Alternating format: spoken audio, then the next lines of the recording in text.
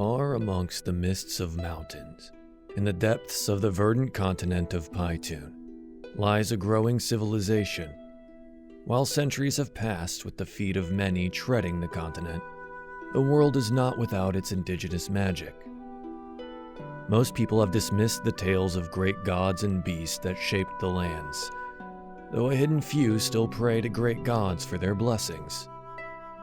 On this small continent lies two great nations, Pariah to the north, with its trade in silks and spices, as well as access to the sea, and Guidenald to the south, surrounded by mountains and forests. With Guidenald residing between the Great Mountain Range and lush, undying thicket, the land has provided a growing industry to them in ore and minerals, as well as nutrient-rich valleys for farming. Having feuded for years, the two nations have finally come to a peace, citing a need for trade between the two to survive and grow. This peace has resulted in a now united country, sharing in wealth, but also in its curses.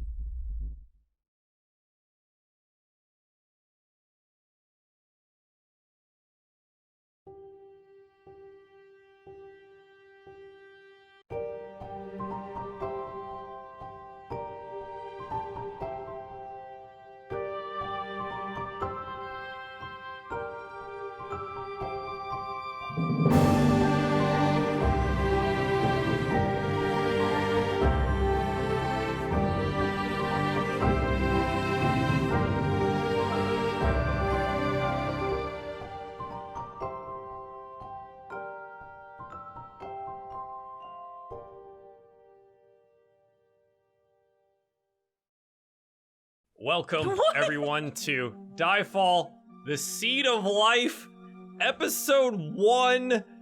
Holy crap, we're actually here. Hopefully everything sounds good. I've spent way too much time today trying to rework all of our sound stuff to make it better and more palatable for your ear holes. Additionally, we're dealing with, a lot of first episode jitter type things, and both Leslie and I have been working nonstop for a couple days here to make this thing. So, welcome everyone. This is our lovely cast. If you weren't here last week, we did character creation things, made a lovely cast of characters where you will be able to see their stats later in a whole fancy little thing. But also, I would like to go around again for everyone here to reintroduce themselves, just in case people weren't here and they only tune in for the adventuring. And we'll start in, again, my top left, which is Beth B. Rad. Beth B. Rad, please do introduce yourself and tell people where they can find you on the internet and how you came to be here. Yeah, my name is Beth Radloff, Beth B. Rad online. You can find me, I live stream on Twitch every week.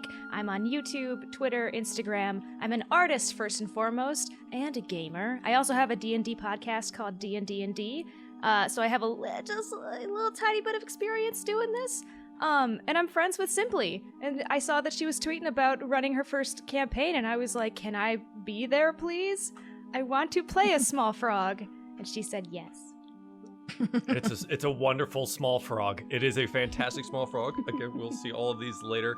I'm gonna skip Leslie for now because Leslie's gonna go last. But Blurred, please introduce yourself. Tell people who you are, where they can find you on the internet, and how you came to be here. Life story in like 5 seconds. Oh man, oh god, pressure. I am a YouTuber and Twitch streamer, Blur Without Fear. You can find me anywhere if you just look that up. I do videos about comic books and comic book related things, and play video games badly. And I just kind of by happenstance, because of Twitter algorithm, happened to see what was going on. And I was like, hey, I like Studio Ghibli. I like Princess Mononoke and Howl's Moving Castle and all that good stuff. I want to play a game. And then here I am. It was good. Yeah, the Twitter algorithm was rather kind to us. It was a lot of people. It was so many people. I'm very glad we landed on an excellent cast. So now we're gonna keep going around. Alias, tell people who you are and how you came to be here. Okay, I saw that they were doing cool things. No, now I'm just stealing your answers. No, hi, I'm Alias. I play cards. I like cats, and I am a commentator as well. I'm also a newish player to D&D, and I wanted to do more of it. And the interweb suggested that I get in touch with Mr. Joel here, Mr. Runaway Robot. And yeah, apparently you thought I'd be a good fit for this, so Yes. now I'm And here. so far, so good. And I'm super excited for you guys to hear all about Krog the Kind in Oh yeah. great audio detail. Oh yeah. Yes. So thank you, Alias. I appreciate that. Stella! Please do introduce yourself, how you came to be here, and other things. Okay. I reached Yes. out to Leslie because I was like, oh, I want to do more D&D, and also I love Miyazaki films, so I was like, yes, I would like to be here. But we met through Twitch, so I stream on Twitch like every other day. I also stream at games a lot. I just finished up Spider-Man, so you know, that sort of stuff. Yeah, I don't know. I'm on Twitter and Instagram. I didn't come prepared. You don't need to come prepared. I don't. Did you have Unless like you're the a whole spellcaster. like gradient of hair? I did last not. time? Yeah, this no, is it new. looks I have fantastic. blonde now. Thank you. Yeah, I didn't notice that before. It's like that is the most color. I love that. That's great. It's like the Must have opposite taken of my a while. character, who's like supposed to be terrifying, but you know, it's okay. I'm going with this. Okay. We'll see. Okay. Okay. Sorry, I'm actively fixing a desync thing, and We're hopefully text-shooting at the same I time. went the wrong way with the desync. It seems. So maybe now. We're all Maybe now it's ventriloquists. okay. That's what We will happened. Maybe find now it's out. okay, Wait, or it unless sounds we're like I'm actually- saying what Joel's saying. Yeah, God, unless we're damn it. dubbed. You see, It's we're good just now, getting thanks. into the whole. Now we're good. You know, Now we're good. Now we're good. Now, oh yes, I love it. Okay, chat. sorry. There we go. Whole new audio system, and I forgot we had delays and stuff set up for the other ones. Excellent, awesome. Thank you, chat. You guys are so kind to me. Thank you. Okay. Simply go ahead, please introduce yourself, how you came to be here, and where this idea came from, maybe. Sure. Hi. I am Simply Jackson, or Simply Jackson, or Jinx, or Jinxon, or whatever anybody on the internet wants to call me. I am within the last 2 to 3 years new to D&D, all because of streaming. I played D&D when I was like 18 or 19, but that was many moons ago. And didn't remember very much. So I had some really good friends who were streamers who were like, "Do you want to try to do D&D again?" And I was like, "Yes, I do." And so over the last couple of years, I've really like gone elbows deep in the D&D community. I absolutely love them. I love the creative mindset that it goes into creating adventures together. I love how inspiring it is to artists. I come from the creative and artist realm of the world and stuff, and it just seems like it all ties in very closely, and it allows people to, at their own comfort levels, flex whatever imagination they want to do towards something and together and create together. So it's fun. On DieFall, I got to play a Jerbean, a little mouse hunter, with Joel in a Humblewood campaign called Alderheart. With a bunch of other cool people, and at the end of that, I was like, I kind of want to maybe try to DM for the first time, and Joel was like, I kind of want to play a game instead of DMing, so you're hired. And so here we are. It's my first time, and I figured for my first time, I've been watching Studio Ghibli films since my parents had a dish the size of 2 cars in the backyard, and we picked up Princess Mononoke, and I was like, what is this? And then it changed the rest of my life. So I even have a little soot sprite that streams with me the whole time on stream, and so I'm really excited to kind of build this world. I do have to say thank you to the folks who wrote Eyes Unclouded. It was what began my idea for this adventure. It is a backbone for this adventure, but we have built a lot more off of it. So, but thank you to those creators a whole bunch. So. And I'm ready to go. I mean, I have nothing else to say. I'm just ready to throw a bunch of baddies at you guys and have you suffer. I'm just kidding. I'd like to start raging. Yeah, can we preemptively have the barbarian rage? Thank you. Thank you. Yes, no, please. we've kind of been chatting previously to this chat, so we're all well and warmed up. So if that's the cue, Leslie, I think Whatever you want to do. you might as well. If audio's you might good. as well- If you guys I are think we're ready good. I think we did it. imagination-wise. We should. Can we get? I need like a chat thumbs up, and then I think we'll be good to go. We've been troubleshooting audio. It's been great, but I think that warm up time let us actually do it and do it correctly. So It's given me some time to pick more spells. So just prep more stuff on the sheet. We're totally fine. Yeah, Leslie, I think we're good to go. Take us into your world. All right, I'm gonna start up some music. It's my first time DMing with Roll20 as well, so there's gonna be a little bit of gaps what I'm doing, but we're gonna start some vibes. Okay, just vibe it out.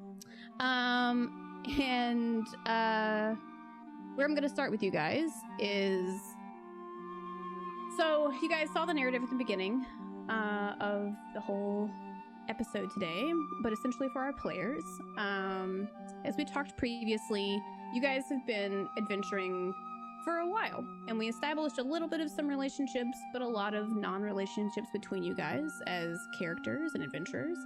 But all of you are leaving Baraya and the north, and you have been traveling south because you have heard that while some work has been kind of drying up in the north, there's definitely work in the south, both big jobs and small jobs, but either way it's luring you there because life's kind of getting boring up in Baraya.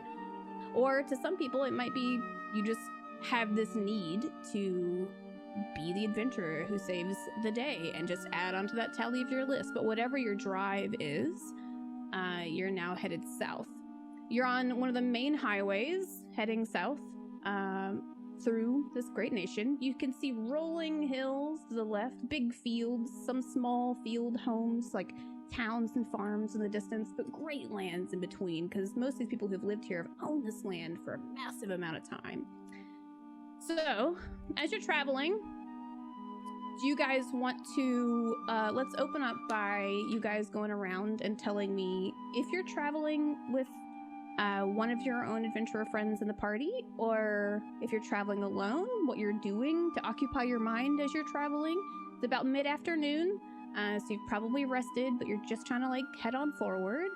But what are you doing? And describe your character, because I'm so curious and I would like to know. And if Jill, if you can show these characters as we describe them, that would be great.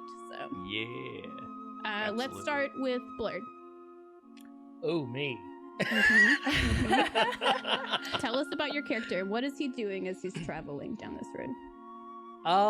Ren is a very he always walks around appearing as though he's aloof, that he's not really paying attention to where it is he's going, but he is it's just kind of a thing he does. He just always looks like he's not really into it, but he is kind of he's still nursing. He's nursing a hangover from a long night of drinking on the road, and trying to get his mind cleared up.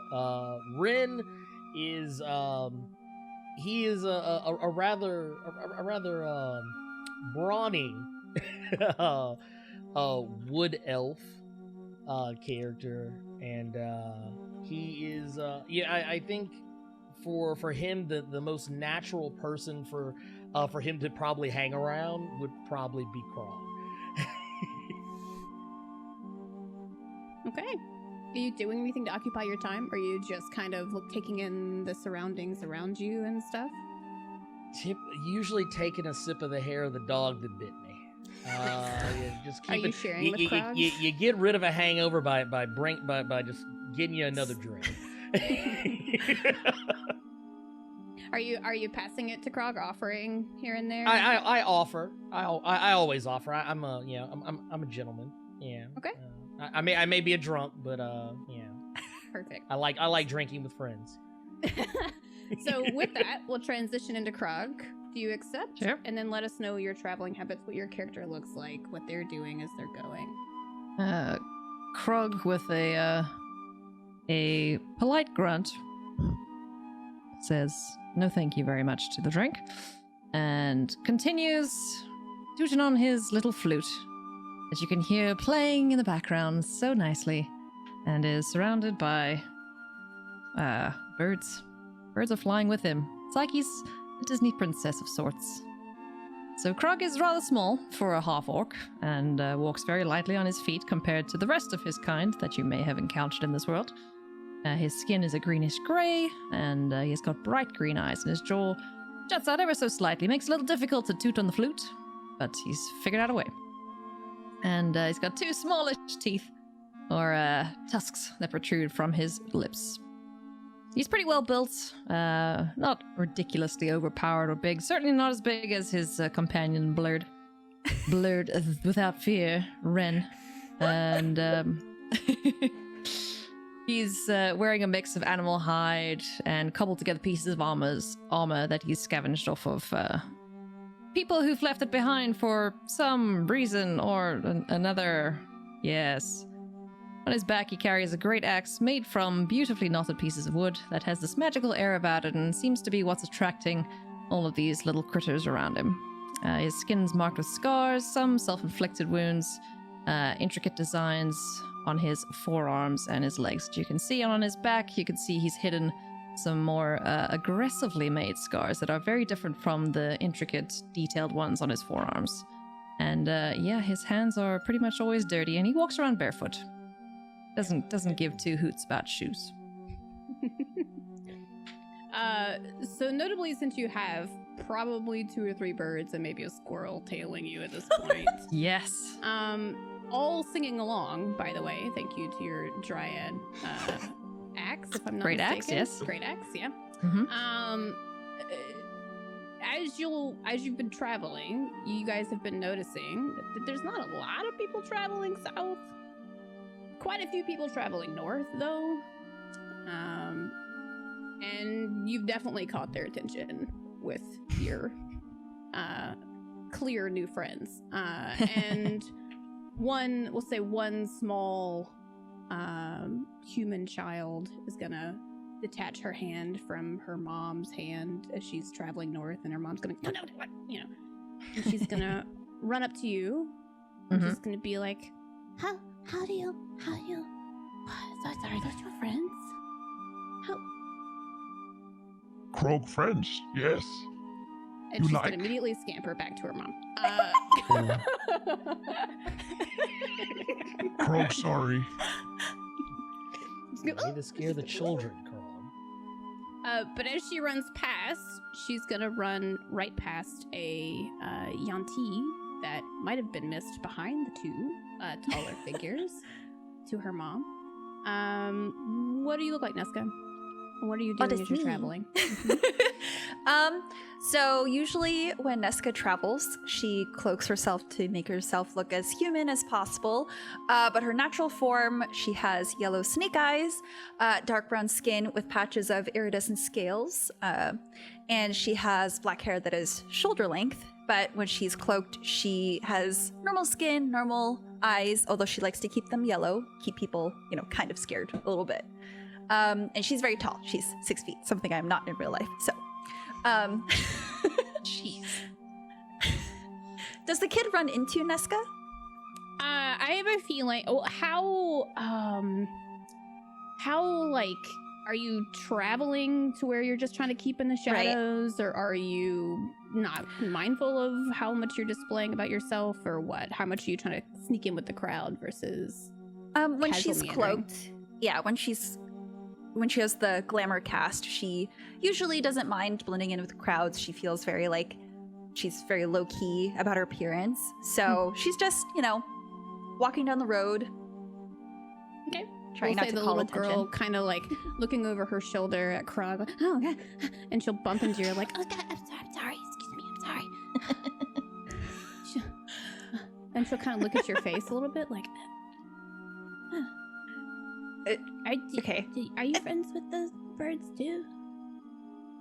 What birds? No. Move along. Okay. She's gonna run back up to her mom, who's probably standing there like you're in Walmart with your mom, going, "No, don't touch anything." I swear to God. And her mom, she runs back to her mom, and they grab her hand and they shuffle off. But both of them are now notably looking at this crowd, because this group of adventurers, whether together or separate, already are notably different. They're all common races amongst this continent, but you guys as a group together stand out. So maybe not so much a full-on party yet, but your traveling group right now is drawing some attention. Cool. Wait, real quick. Are we all already in a group together, or are we just traveling in the same direction? You're all in the same direction, and you're probably close enough, that you'll arrive to where you're going to be going at the same time, but choosing upon your own nature as to whether you would like to interact with each other as you're going, so. Okay. So moving from one small bean to the next small bean amongst our travelers, we have a tiny little hat wobbling down the road and a little tadpole tail following behind this great book as he carries him in his arms, and that'll be Ham. Tell us about your traveling and what your character looks like and things about Ham. Ham's a tiny frog. Ham's a solid green. It's the art, man. It's the art. I can't. Wait, Ham's naked. Ham's? Oh yeah. That's what the book's for. That's what the book's for. Ham's got his book in front of him. Ham doesn't have visible genitalia. Don't even worry about it. Okay. Oh. Is this what you wanted? Yes. So what This would is Ham amazing. be doing while he's traveling? What would he, is he trying to read the book as he's walking? Is he... Ham's got a magic quill that he's summoned. And while he's walking, he's taking notes. He's looking all over the place. He's not a very good artist, but he's trying to sketch everything that he's seeing. He's just being very meticulous about every step that he takes, every person that he passes, every race that he encounters, every tree, the sizes of things, the animals. But all the time that he's using this script and writing this book, he can't help but feel drawn towards this beautiful flute music. And all around him, he sees these small animals following the beautiful flute music. They seem attracted to this axe, and there's a tiny part of Ham's heart that really wants to get to know that axe. He's very curious. He's very curious. So regardless of what he wants to do, he's following this magic axe. I don't think that he knows that it's a magic axe, though. He just knows that there's something that he needs to be following, and it just keeps moving forward. It's definitely weird seeing probably now 4 to 5 birds and at least 2 squirrels and a chipmunk following Krog. They're just accumulating in the time that he's traveling, and a flute sound. So I would say it's definitely obvious to you. So if you're intrigued by it, be intrigued as you want to be, because it's drawing enough eye from everybody else too. So.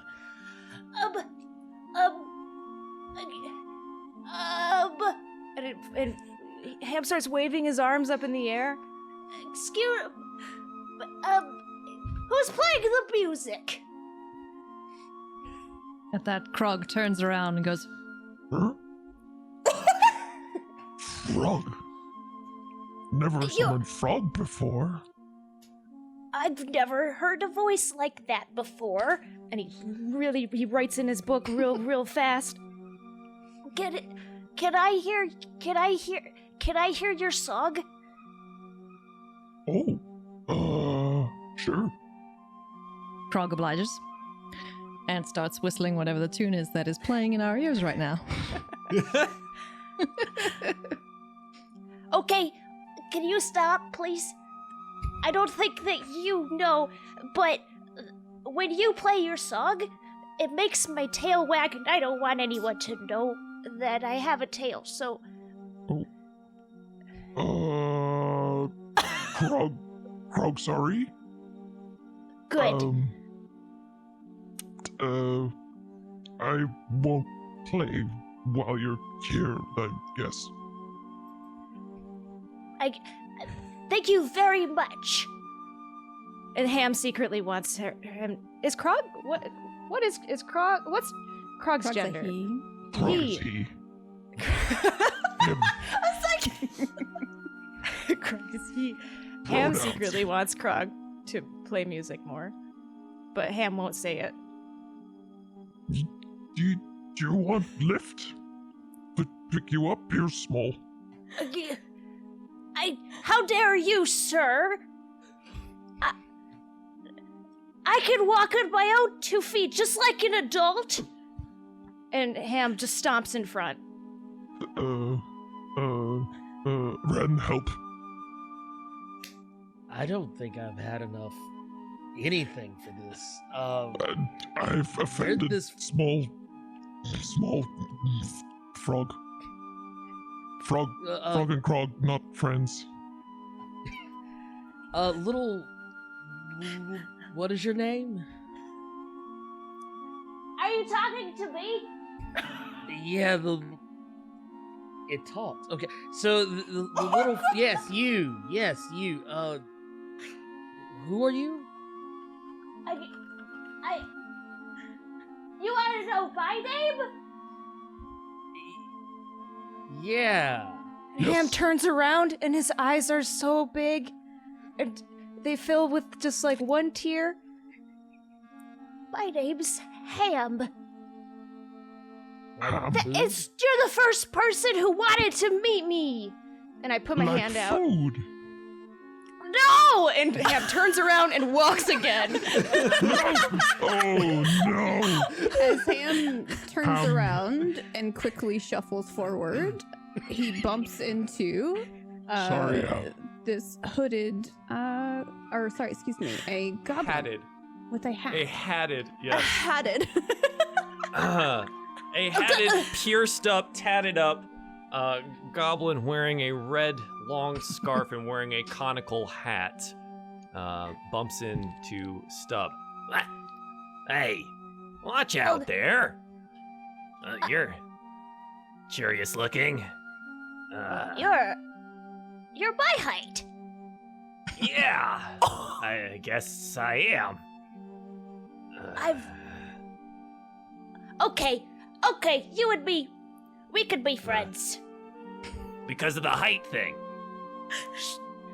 It's hard to find people who are my height. You've just never visited a goblin tribe in your entire existence? Is that just not something you do? Do I look like somebody who hangs out with goblins? Well, I guess you do now. Hi, I'm Stub. I'm Ham. Like the food. God damn it. And Ham storms off again. Whoa, hey, okay, hey, sorry, I didn't realize I was, hitting a tail there. Tail. Guys, don't talk about my tail. Ham! Don't. Hey, Stub, Yes, I'm gonna give you another chance. I would 'Cause appreciate I- that, yeah, thanks. Yeah, I really want to be friends with you, so Because of the height thing. because of the height thing. But there's one rule, okay, Stub? You can't talk about my tail. Okay. Yeah, I mean, that's easy enough. Do you mind if I ask why? Look around you, Stub. Do Yeah. any of the adults here have tails? Stub, turns around, looks at himself, and... No, I don't suppose. I don't see any. It is kind of unusual. He kind of, fingers at his stub ear uncomfortably. Well, I have news for you. I am also an adult. And Yeah. even though I have a tail, I'm an adult. So, Yeah, you are. don't Obviously, talk why else about would you be it. out here alone? That'd be, super exactly. dangerous and really ill-advised and... Stub would like to make an insight check into Ham on whether or not he gets the feeling Ham is actually an adult. Okay. Okay. Can I do First that? roll of the game. You just What put if you Ram roll card a on one? yourself. What if you roll a one on this side? I bet he's an adult. I'm cool with that. All right, roll All right. me a insight check. All right, here we Is go. this okay with you as a player, Beth? Oh, Okay. Oh my god. Stubby rolls a 17. 17. What age are you, Ham? So, McGogles live for like 45 years, and their sexual adolescence is 13. I'm sorry that I keep making it about. That's the second time I've brought it up a little naughty bit, huh? Their adolescence is at 13. So like the way that the race works is that they can start having kids at 13 years old. What is that in human years? Like, is that 14 or 18? I'm not really sure, but I was like, sure, he's 13. So is that an adult? So I guess my That's the question question. is Stub convinced that with a 17 that Ham is convinced that they're an adult? No. Okay, so Stub is Stub thinking that understands you're where not Ham's convinced. head is Right, yeah, at, okay, yeah. okay, that's the... an adult, huh? Out on your own, on the road, fresh air, seeing the sights, what brings you out here? Oh, I just, that's what adults do. Gotta go on an adventure. Gotta go prove to your dad that you're an adult. You know. I mean, that really oddly hits close to home about why I left, so, yeah, all right. See, Stub? You and me? It's gonna be good. It's gonna be good. I like this. This is good. So This as our is good. camera pans back, as our two new buddies are just talking about how much they have in common, both being green of hue and of adulthood, you start to hear the sounds of what is an elderly lady grunting. And you look up. Not just calm down, Beth. You look up and you see. I'll show you. This is back to my Roll20 dubness. Okay, hang on. You see a woman by the name of. Well, I'm not gonna tell you. This is who you see, and she's got a cart, and she's gotten it stuck a little bit on the side of the road, and it's just piled with these baskets. These just woven baskets. And she is sitting behind it.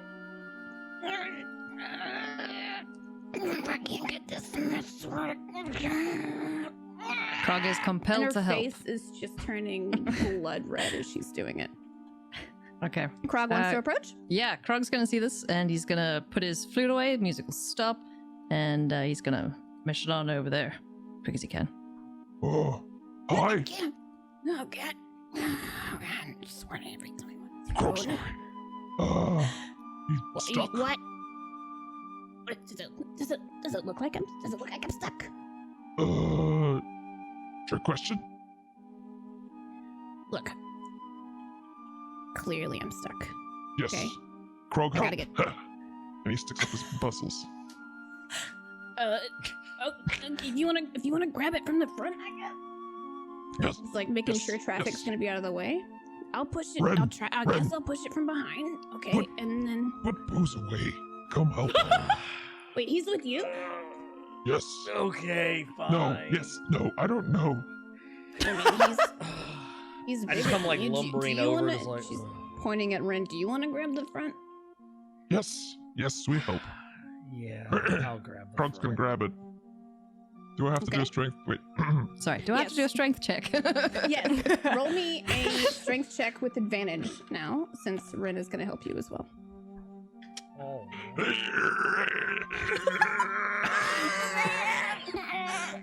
Where's my strength? You're gonna tear something that way. Oh my god. And as the cart rolls forward with you guys pulling at such a force that now it's moving quite easily out of this gravel and mud that's, packed in this road, it just sprays up on Marley's face. Oh, Krog, sorry. Okay. No, I'm very thankful that you've helped me out with the cut. I just think I pulled a muscle in my back. Oh, Okay. need sit? No, I need to get to the market. Oh, I gotta get the market's like maybe a mile or so this way. You guys have it? Are you traveling this way down the road?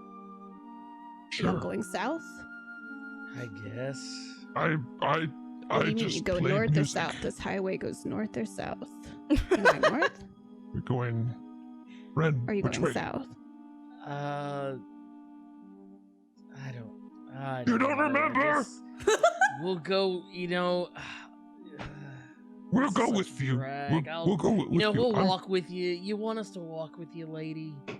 And you see her. We'll You make see sure your her. cart doesn't get stuck again. Her sass on her face has melted away into clear.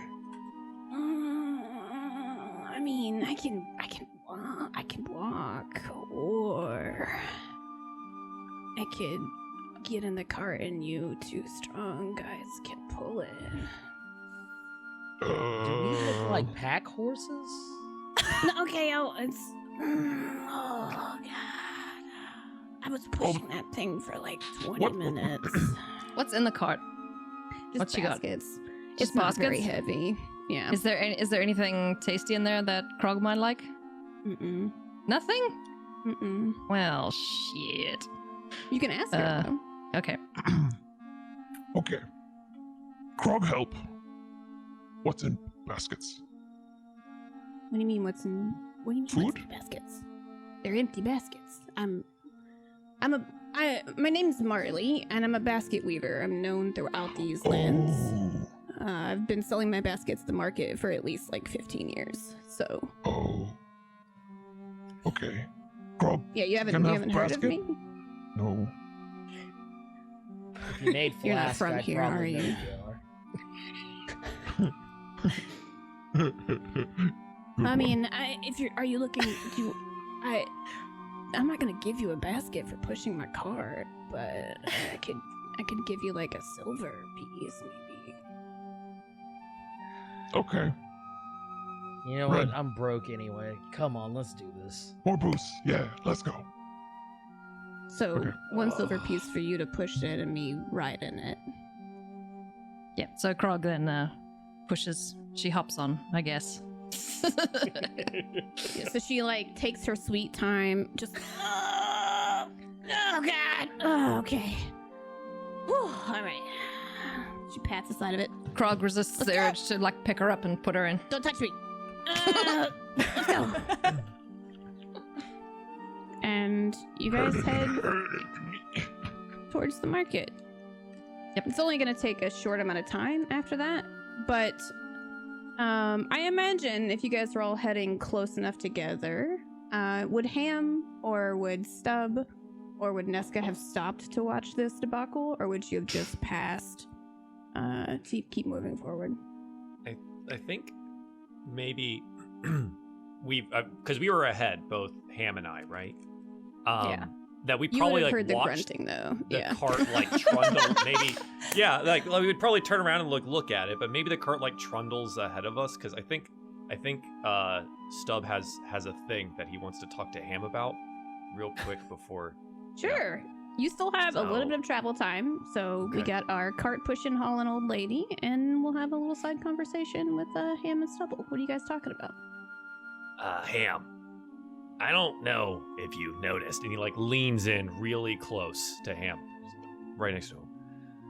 There's been this lady with yellow eyes behind us for miles, Oh, and I'm getting to be a little unsettled.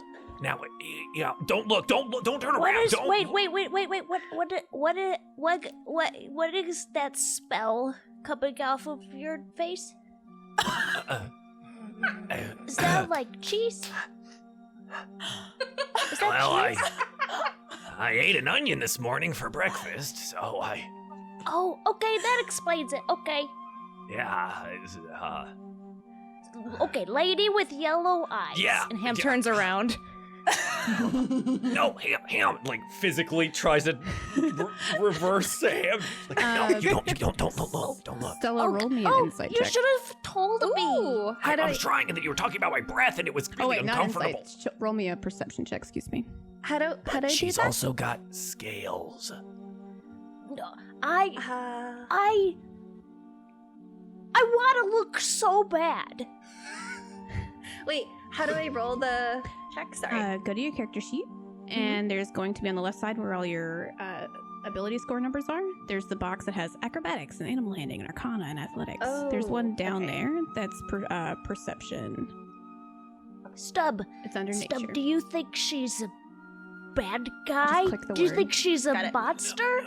No, just, I hunt a lot of monsters, so I'd kind of be able to pick what, well, some of them do have yellow eyes and scales, but I wouldn't really as Stub attribute is that to... Kind of meandering. You might Yeah. hear some folks talking. You don't hear what they're talking about, but it's kind of some scattered talking happening. You didn't catch anybody look at you, but they're definitely like nervous chattering. Keep going.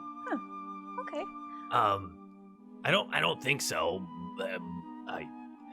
It's just weird. She's been behind us for so long, and I just want you to, keep an eye out. When you're out here on the road, You told me I can't look, though. you gotta use your peripherals. You know what those are? It's like Yeah, I know what that word means. It's all of Oh. the things on the sides of my orbits. Yes, I think yes. So you use those. You gotta use those, and then that's how you. Okay, and Ham looks like that, like he derp eyes.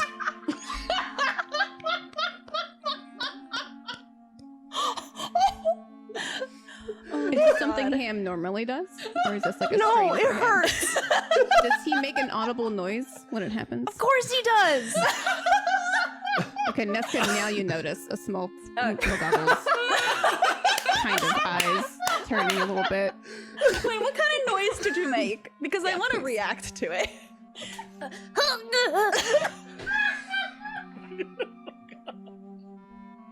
We're gonna get past this traveling. I can't do this. I don't want to ever have combat in D&D. This is my shit. This is all I want.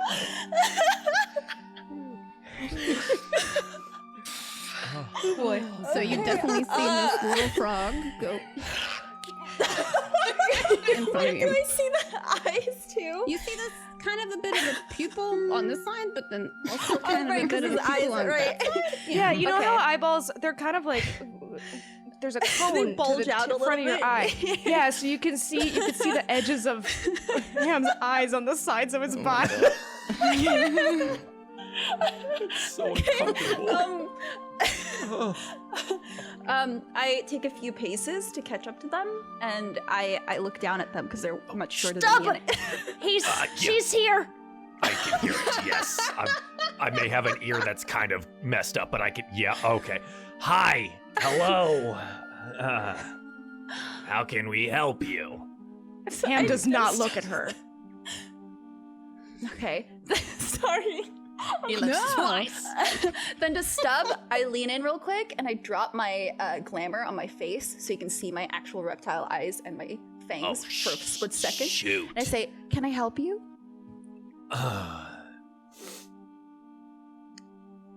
My, what big eyes you have.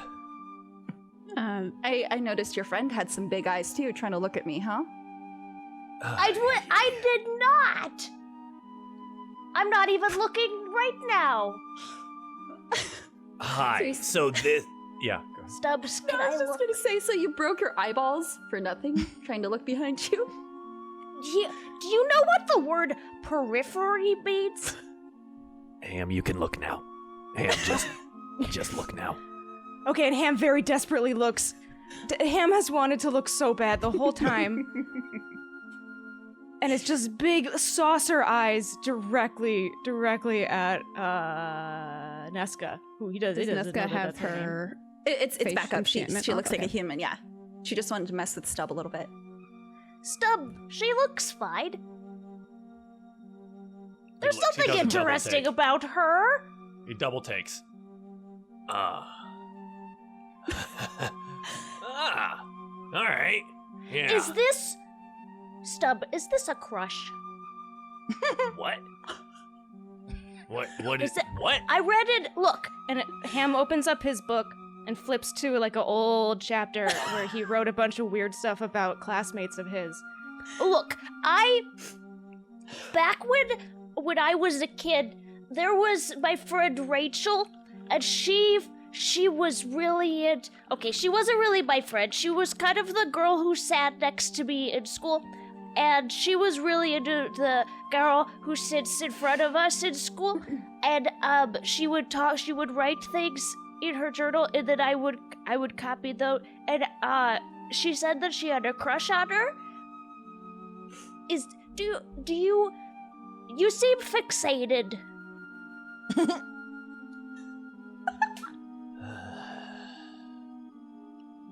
Stub performs a sweeping bow, taking the hat off his head. I'm sorry for maybe causing you any, maybe think you're weird or something. It's not true. And no, it's not a crush. Ham. Noted. Hi, I'm Stub. This is my definitely adult traveling companion as of maybe 30 seconds ago, Ham. Pleasure to meet you. My pleasure to meet you. My name is Neska, and it's a pleasure to meet you too. Also, Stub, if you were looking, I wouldn't blame you. And I boop him on the nose. Oh. And Ham starts writing in his book. What are you? Hey, wait. What are you writing? What are you writing? As Ham scratches away and Stub tries to. You guys notice you're coming up on what looks like a small town, but just kind of cobbled together walls rounding around an edge, just kind of hugging the road, with a sign along the outside wall that says Hog's Feet Market. And it's just the road goes straight into it. So you're on the route to them. Do we see the Krog cart is still gonna ahead be- of us? Oh yeah. Go ahead. Yeah. Krog's gonna be whistling as he goes. Marley goes, this is it, when you get in there, we're gonna go in, and then the last stall on the right, boys, thanks. Okay. At this point, she's not grunting about hurt anymore, she's just... Lazing. Make sure those just Breathe into baskets her in brains. there. Krog pushes her, sits her down. Here you go. Safe and sound. Thank you. And she'll dig through one, and she'll open this pouch, and she'll dig around, funneling through lint, and then she'll pull out one silver piece and place in your hand. Don't go spending it anywhere too crazy. Well, you could buy a basket. Just saying. You have a lot of stuff and animals. Brain on this lady. I love her. Real I'm entrepreneur. just browsing. Thank you. Bye. So as you guys have entered into the market, just a little bit of a descriptor about it. It's pretty rundown. There's a handful of stalls. Definitely a lot of usage within time on these stalls. Many of them are unoccupied now. There's not a lot to it. There's been a couple of stalls that have been occupied throughout the day. But the three that notably stand out are about the only one who still have stock, since it's a little bit in the afternoon. You note that there is also kind of a delectable smell coming from one in the left far back corner. It's the biggest one. But yeah. Red, Red. Yeah. what's Yeah. that? What's the deal? You smell? I smell a lot of things. No. This is not- definitely a thoroughfare not market, this. so many animals, many people. You probably smell a lot. But on top of all of that is the smell of something that could be pretty tasty. Something good. Are you making fun of me again? Huh? What? Oh, Krog like gets startled by Ham. I assume Ham is like right by me. Yeah, so since you were whistling and making music again, Ham couldn't help but kind of follow in the cart's path. But I'm assuming that like Stubbs and Nesca are still together with me. Frog, hi. I wasn't whistling or singing or anything. You bet. Did you say that it smells like ham? No. Said smells good. Smell. Oh, and Ham smells. Sniff. I have to roll for that, eh? If you want to. Do It's smell? pretty prevalent. Okay, There's roll not for a lot of smell. food. Yeah, go for it. You Roll can do for a smell. perception check if you want to. I just need to get used to using this system. Yeah. Go for it. Okay. We'll say, we didn't really take the first one or the second one, Jill. I can't remember if there's advantage on the roll. You take the first one. If there's 9. no advantage. Okay. So with a 9, you definitely smell. It's like onion, maybe. Oh, okay, that's little- just Stubbs. Little sesame in there. Is it the onion? Stop. Is it the onion thing? No. Who's Stub? You Stub? This is my friend Stub. You know why he's my friend? No. Do you know why he's my friend? No, not Nice because hat. he's short. Oh. Well, Well, I it's a thought it little was- bit because he's short. I thought But it was because I was short. at first, but then you gave me respect, and then I gave you respect back, and then we entered into agreement of companionship. Oh. So It's me, Krog. Hi, Stub. What did he say? Hello. Oh, hello. So Krog, huh? And Yes. who's the really, really thick elf? Ren. Friend. Ren, another friend. Okay. Mm. You What's Ren know. doing? Is Ren paying Hang on. attention to all of this at all? I'm kind of like half in, half out. I'm mostly leaned against the wall and just kind of rubbing my temples. Is Ren okay? Looks a little out of it. Ren likes to. He tries his best to mimic drinking. He doesn't partake in it himself, so he just tries to mimic what drunkards do. Are you sure what you're smelling isn't him? Yes. He smelled bad. Oh, so bad. Does anybody want to take a further look around the market? yeah. Can Yes. I say something to Ham quick? Go for it.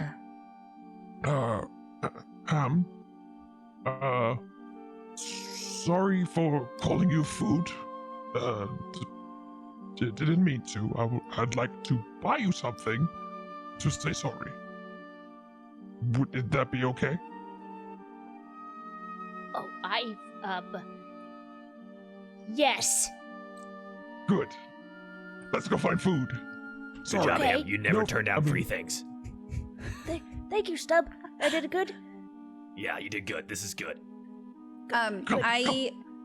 So since I was hanging out in the back, I'm kind of tired of the friendliness of this group, so I try to look around, I guess. So should I Sure. roll a perception check? No? Not really. The market's pretty much a regular market. What you said, or what you've seen so far, is pretty much all you're gonna see. It's not an extra level, it's just one kind of courtyard that just is on either sides of the street passing through. Where was your character from, Nesca? Is she from the Byria, the richer city, or is she from somewhere around this area? She doesn't really identify with a certain place since she's traveled so often. So Okay. she doesn't like to stay in one place for too long. Okay, so with your traveling, you probably have noted that this is just one of those kind of farmers markets of sorts. It's the local people who have owned their farms around here will come out throughout the day based on what's their best timing, and will try to essentially just sell goods to travelers through. and it's kind of first come first serve on the stalls. But there's only 2 regular stalls that are occupied now, and there's just 1 food stall that's occupied. So there are only 3 stalls that are active that are like. Oh, okay. Not very many people. Like I said, it's late afternoon. But you definitely saw them drop off Marley at hers. She's pulling out a few of her baskets, setting them up. If you want to look further, then do you want to invest? Okay. On the other corner, you see a tall, real thin guy. He's got medium cut black hair, just very thin, like long fingers, and he has just a little kind of table in the corner, half covered, and on his tables, little pouches, little fabric, kind of burlap style fabric pouches, neatly tied, very neatly set up, just not super elaborate. And the food stall, as mentioned on the other left side of the street, is weathered and used. The stools are kind of made clearly by hand from somebody. It's got an awning, it's got pots, it's got all sorts of, stuff around the sides of it, bags of flour, bags of things, and just a little opening in the front. And you're welcome to survey any of them you want. I'm will following go Krog. to. Yeah, Krog's going to the food.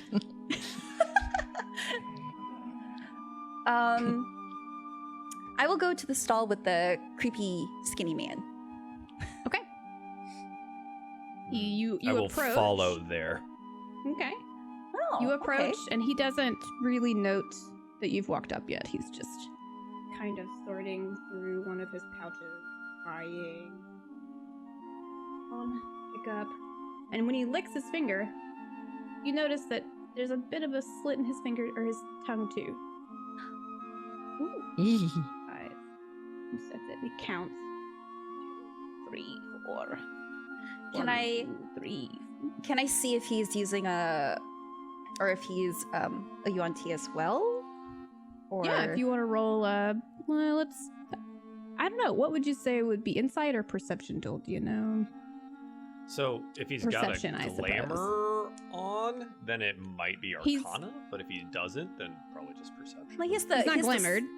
Yeah, because so- he has the tongue. thingy. Mm-hmm. Mm-hmm. So you just roll perception. That'd be fine. Okay. Okay, Ooh. 15. You definitely see a smattering of scales in the corner. Ah. You know, he's got really skinny and cheekbones. His eyes are just like green and bright, but his hair is dark and black. And he's clothes pretty simply, which is different from you would normally expect from a Yanti that you've seen and you've been around and you've left from in your past. So, Okay. So wait. Stubbs next to me, huh? did you want to be visibly next to her, Stubbs, or did you want to just kind Slightly of behind cover and to the right. Do I know that he's there? Like with the perception check? Are or you no? trying to hide your? No, Okay, I would have. then I you would have go. been like, Okay. yeah, just followed. Okay. I look back at him and I wink and then I dispel my glamour. He's still counting. He's just okay. I clear my throat at the stall man. Hello, how are you? How are you? Hello. Hello. I couldn't notice that we are of the same kin. What do you sell here? And his hands kind of shake a little bit. He's a little bit. I sell. Wait, sorry. Ham got a little bit excited. Ham, blown out of the room. I know everything. Please ignore me. I accidentally clicked on Fireball. I didn't mean to. Ham's just like, he's mine. living up to the wizard stereotype already. Situation I love it. fireball. I feel like from over Nesca's shoulder we hear him go, and he's like erasing furiously in his book. Just swallows it. Yeah. And he's so this Yanti clearly is nervous now. You can't tell if it's nervous just because he's around another Yanti, or if it's because he's just not used to people approaching. And he points kind of to a sign, and he's like, there's the listing of what I'm selling there on the corner of the table. What? Do you want it? Sorry, I just saw Stump shaking his head, and I was just like, okay. Okay, I'll take a look at the listing. Sure. You'll notice that he's selling just basic spices, salts. He's got some teas, but it's all just bagged. Little tiny pouches, maybe an inch or two, And he's listed them as, if you want the full listing, he's got dried mushrooms, he's got dried squid, ground. He's got salt, pine nuts. He's got little tiny clay jars that say vinegar on the side. And he's got matcha tea, a little bit of kombucha loose tea, and a little barley tea, but all loose leaf stuff in little pouches. Are you interested? Are you interested?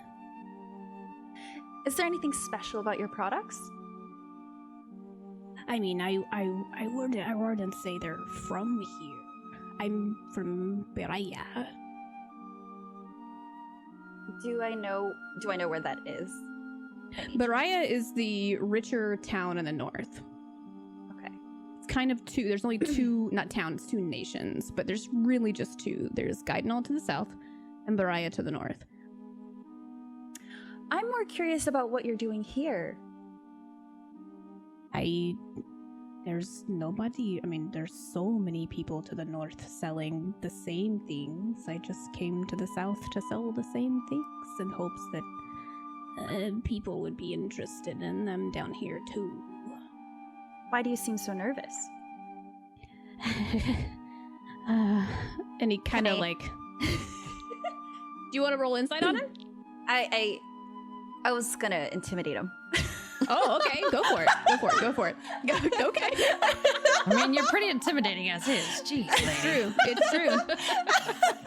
Just poor little market guy. man. Oh my god! Wow. Okay. He literally you start seeing sweat like rolling down the front of his face. Holy he's like, to be honest, you're very pretty, and I'm not used to people coming to my stall. So I lean in a little bit and put my hand on his chest and I say, "You wouldn't mind giving me one of these bags for free for Feller You on Tea, would you? If I could use." And you see him like his eyes, not very large already, but still just as much as they can get big. It's a hand on his chest, and he's like,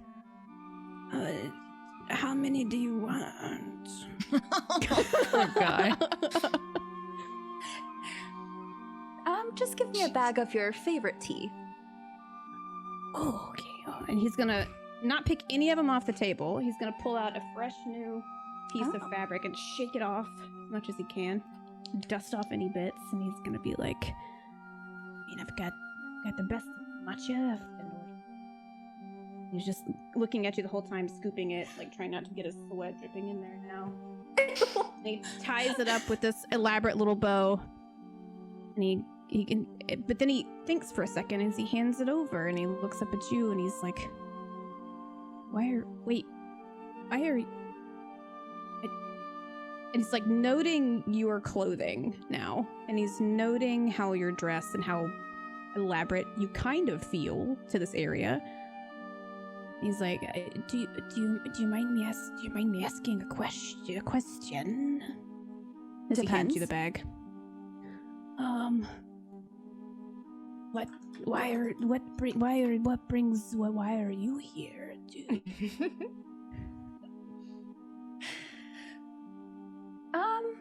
I got tired of the last area I was in, so I wanted to explore someplace new. That's kind of why I'm here too. And he's like still holding the bag over your hand, like not letting it go yet, just like. Do we have a problem? Oh, no. I mean, just curious. I suppose. Can I help you, or... And he looks back at Stub. He's just now noticing Stub because you've just been his presence in front of him. He's just like, I'm here. And he doesn't look at you long because he's extremely intimidated now by Nesca. But he's looking beyond you and being like, "Oh, are you together? No. Do you mind if I help the other customer?" Oh man, but I'll take my bag first. Yeah, he has let go of it in your hand, so it's rested in your palm. Okay. Just on the house. Yeah. Thank you. And I blow him a kiss. And he like kind of blushes a little bit. Thank you. Come back anytime. Thank you. Sir, sir, do you want to me like kind of, now that he's in front, gestures over the bags to and it's like these long fingers just like, yeah. The matcha though. That how much is that? He's like points at the sign, clearly the best salesman, points at the sign. 4 silver pieces.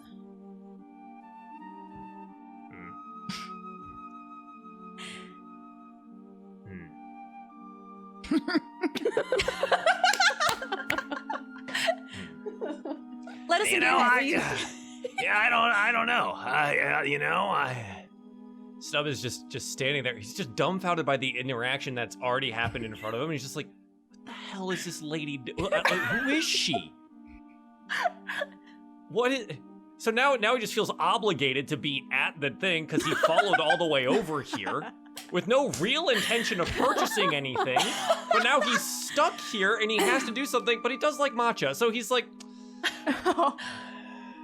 He's like, it's from the north. You can't find it here. Northern matcha's overrated, but fine, I'll buy a bag.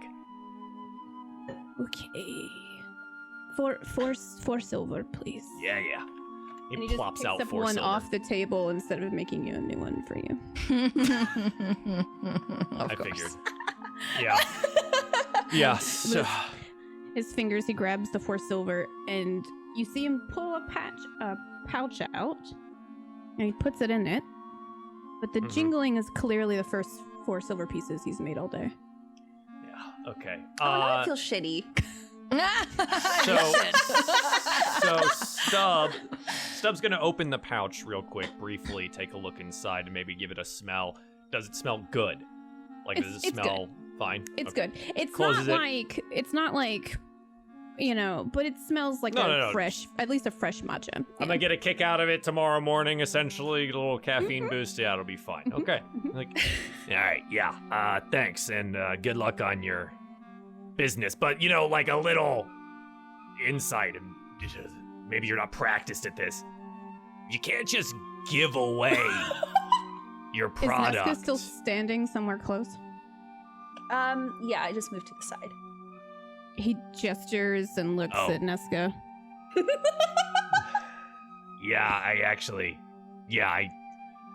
you know what? I get it. Yeah, okay. Thanks, man. Yeah, have a good day. Before He's you gonna turn. he waves his hand really quick and he's like, can What? And he looks at Nesca. Oh, and he goes, can you give us like a little space maybe, and then he'll feel okay to talk? It seems that you might have just scared him, and he's gonna need to go change his pants. Okay. Enjoy your product. Enjoy your product, ma'am. I really appreciate it. And I walk away and cast my glamour again. And he leans across the table at Stub. And he goes, she's very frightening. Yeah, I'm getting a feeling that's gonna happen a lot more often if I stick around. Kind of gestures over towards Marley's tent and goes, be careful. Be careful with Marley with her. If you're friends with her. Marley doesn't take too kind to people intimidating her. I've seen her smash a guy plumb in the face with a basket. I appreciate the advice, but I don't think. And he kind of casts a sidelong look over his shoulder as we like watch Nesca walk away. Like, I don't think that one's interested in baskets. Okay, I like her a lot. I like her a lot, and I don't want her to. What, the You one can't that tell just whether he's talking about Nesca or Yeah. The basket lady? Like, yeah. Well, thanks for the matcha, man. And I don't know, grow a spine, maybe. And He stands Stubb's up tall gonna and turn he's like, around and come back any time. yeah. Stubb's gonna turn around and jog and catch up to Nesca and be like, What in the hells did you do to that man? That I was don't know what you're incredible. talking about. I have never seen anyone hand something for free over that quickly. Did you like? I've seen you do the thing with like the face and the eyes twice now. Do you do this all the time? Are you practiced? Like what? So Tell I'm me kind of your like secrets. shocked because I'm used to people being like upset with me for intimidating others, but the fact that he's like into it, I'm like taken aback, and I've been used to being on my own for a while, so I guess I'm practiced. Yeah. Interesting. Okay. I- If you guys are. Yeah. Oh, you gonna keep going? Sorry. Excuse me. No, it's all right. I like you. I like you. This is good. I don't know if you've ever had matcha before, but I'll brew you the cup in the morning. I make mean matcha tea. Okay, I'll stick around for that. Perfect. Let's go. And we shift the camera. I'm sorry. back I just across- want to stop down. It stops being like, I'll brew you a cup of tea in the morning. You just met this girl. And she's She bigger goes, than I'll you. stick around for that. he pulls out a small piercing in his ear. Yes, stop. So as that interaction ends, the camera shifts over to Grog. What are you doing? Found it. Krog is now at the food stall, I believe. Mhm. It's where the good smell's coming from, and he is almost salivating. Is he gonna take a seat on one of the little stools there? You're already sitting. Yeah. Hi. Is there anybody else that went with Krog over there? I did. Ren as well? Yeah, Sweet. ham So there's rem, ham rem. three stools, Ren. notably seating two taller and then one little. Can I acrobats up to my stool? Yeah, if you want to. Go for it. It's kind of a tall stool. Wow. 24. Jesus. He piles right up there. Probably using his It's like those little- cat little videos. tail to Yeah. Mm-hmm. good balance. But I make sure to tuck my tail under. underneath me when I sit down. Okay. All right. But it's kind of like bringing your fake ID to the bar, right? Yeah. So as you're sitting there, you notice that this stall is filled with stuff. Not just Ooh. cooking stuff, but stuff. Not great stuff. Little pots, pictures, little boxes. Is there bread? No bread. No bread. So what And am I you- smelling then? All right, let me find out from the stall Do you wanna- person. What do You call want to them? roll a perception check? Oh sure. Boop. Oh. Pff. Nice. The smell Well. is overwhelming. I mean, it smells delicious. Okay. But All right. Let me find out from the person. There's a person there, right? I can't see that, right? Okay. Ham, Ham, roll me a perception check. Yes, sir. Good. Roll better than me. Oh boy. You hear some kind of fumbling of things behind a back screen. It's a clear door out of the back here. Okay. Just potting pans, pattering just a little bit. And you see the curtain. Four long and suction cupped end fingers come around the curtain. And just peek and you see a head stick through. And this is who you see. Hello. Oh, Oh, Ham lights right up. hi. Hi. He goes, "Oh, hello there. Well, welcome, hello. welcome to my stall." And he shuffles in. And he's like, "Oh, look at you, fellas. You look great. Oh, right. Oh, Are what can I help you with today?" you a business owner? I do own this here stall. My name's Sigismund. This is me food stall at the Hog's Feet. Sigismund. Sigismund. There's an S on the end. Don't miss it. He tries really hard to get that right. It doesn't go well. It's Sigismund. Sigismund. Is that correct? It's close enough there, but don't forget the S. I don't settle for close enough, Mr. Sig. Would you like me to spell it for you? Yes, please. And I hand my book. I won't Says let F. go of the book. But I don't. Okay, I'll write it. You go ahead. Okay, all right. He says Sigis sorry, excuse me. Frog is getting very MUNGS. impatient. Sigismunds. Sigismunds. Yes. So All right. where's Oh, I the can help you food? today. You look What mighty smells hungry. like that? What smells And he's like like- that? All right, and he pulls out his little menu and he sets it on the counter and he's like, "All right, so today's special is we've got a wee bit of I gotta find a scroll. Okay, we got onion soup here. We've got tea. We've got grilled daikon. We got grilled pheasant, and my lovely wife made some sesame cookies for today." I want that delicious. What is that? I want Oh, it. what you're smelling is the grilled pheasant. Yes. Call for it each of us, yesterday. please. But Please. one for all three, yes? Yes. I'm very hungry. I'll eat theirs too. All right, he says. I He says mean, that'll be 13 silver pieces apiece. Uh.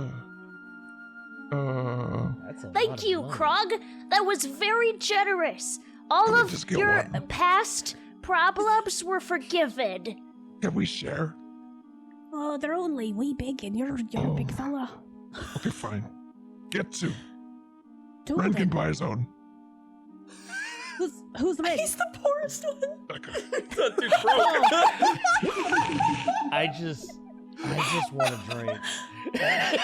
Oh, you say that to Sigismund? Yes. Oh, Okay, I mean, I've got sorted. a small bit of tea. It's just some regular black tea. Is that all right with you? Sure. Does it have a percentage after it? Oh, you mean the drink? Oh, I don't do that anymore. We had a big oxen accident in the market one time. Took out 3 stalls because people just got completely lit on the liquor we had here. Sorry about that, fella. Hey, Well, Ren. black tea it is. Oh, okay. That'll be 4 silver pieces. Did you want I a will skewer as hand well? hand over the silver pieces for our pheasants.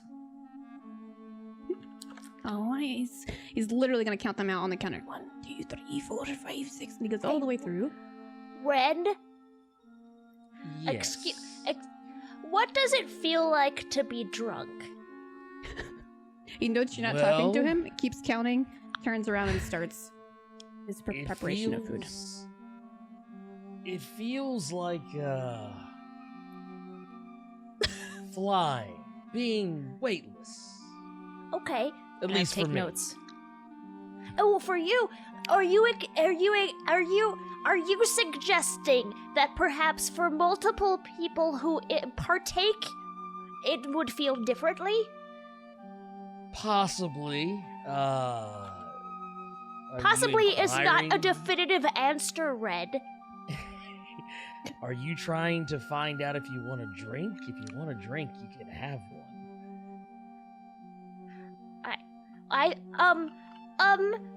I think that You're I of should. age, right? Of course I. How dare you, Red? I can drink. But Ooh. I think that it might be wise of me to do some research beforehand in order to understand the complexities of whatever it is that I might be participating in. Krog once ate rotten fruit. Huh? I fell down a lot. You see, Look, that is this- also one of the many other ways you can feed. Wow. See? You can fall See? down a lot and feel like you're flying. See, my deductive reasoning skills says that those are very different feelings. As a matter of fact, they're diametrically opposed. Ren, do you know what diametric means? Ren, are you still paying attention to what Ham's talking about? Yeah, but I think, I would really appreciate it if you pretended like Krog didn't know. Huh? Well, that seems rude. Krog is hungry. Krog doesn't Krog, care. roll me a perception check since you're the hungriest of the crew, I am essentially. freaking. I've been watching this person like a hawk.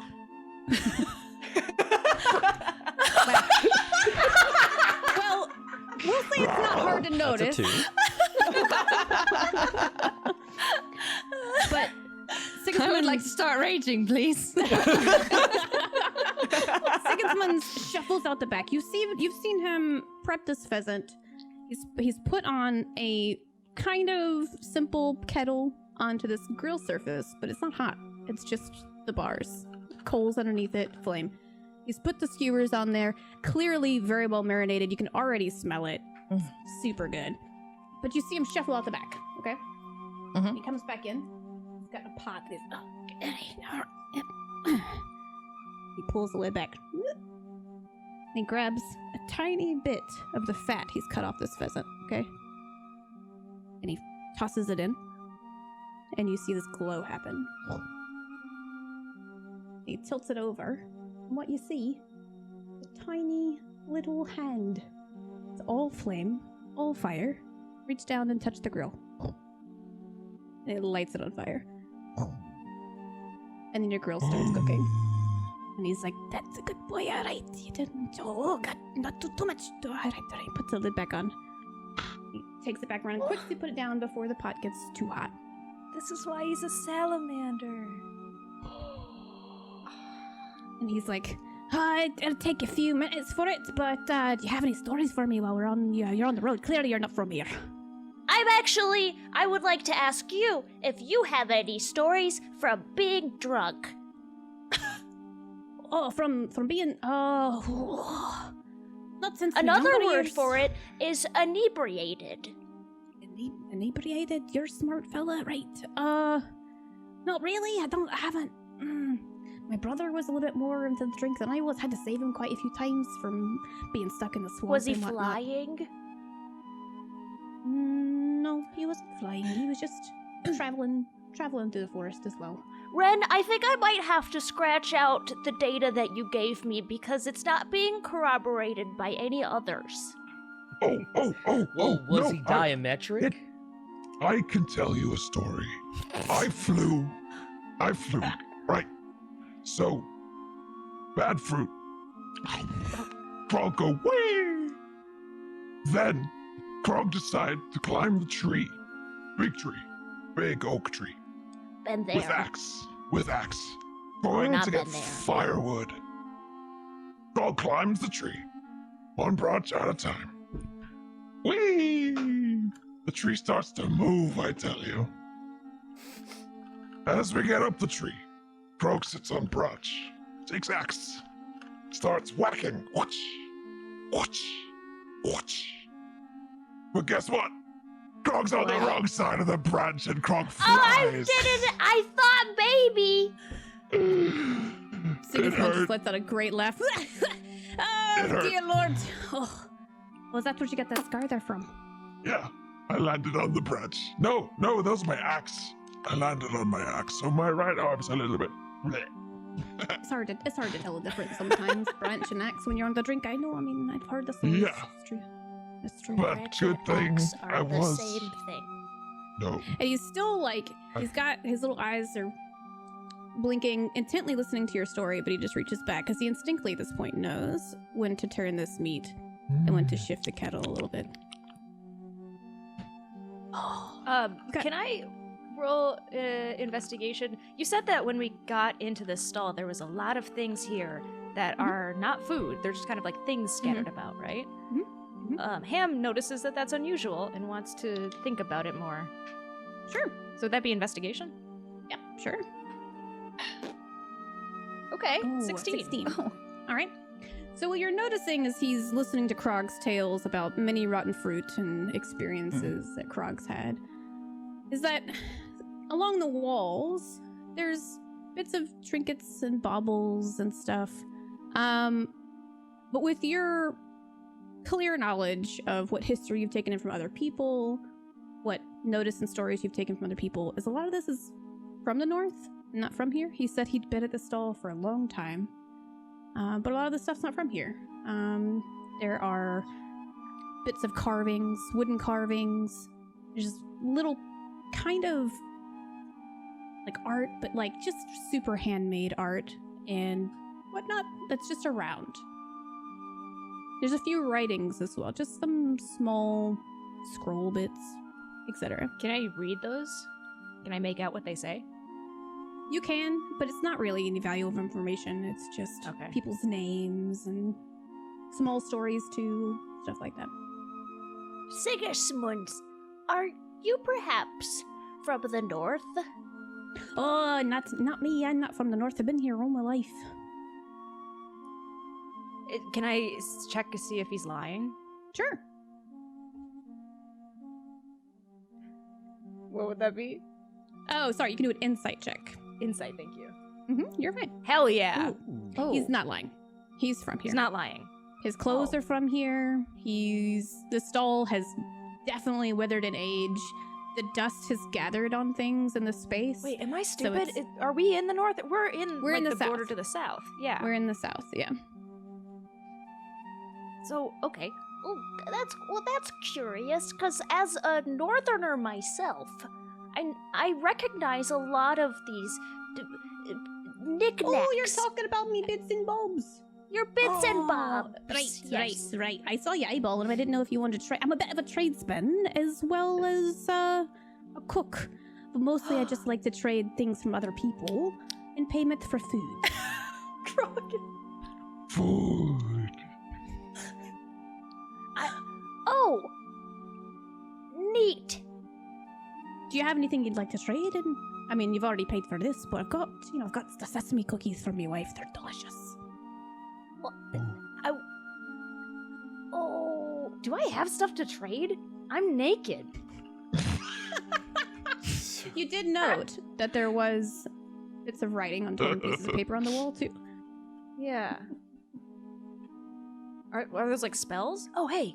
They're just things. I have things. Where are my things? Are you like shuffling around looking for like stuff as you're looking on your character sheet kind of thing? Like in character, are you looking?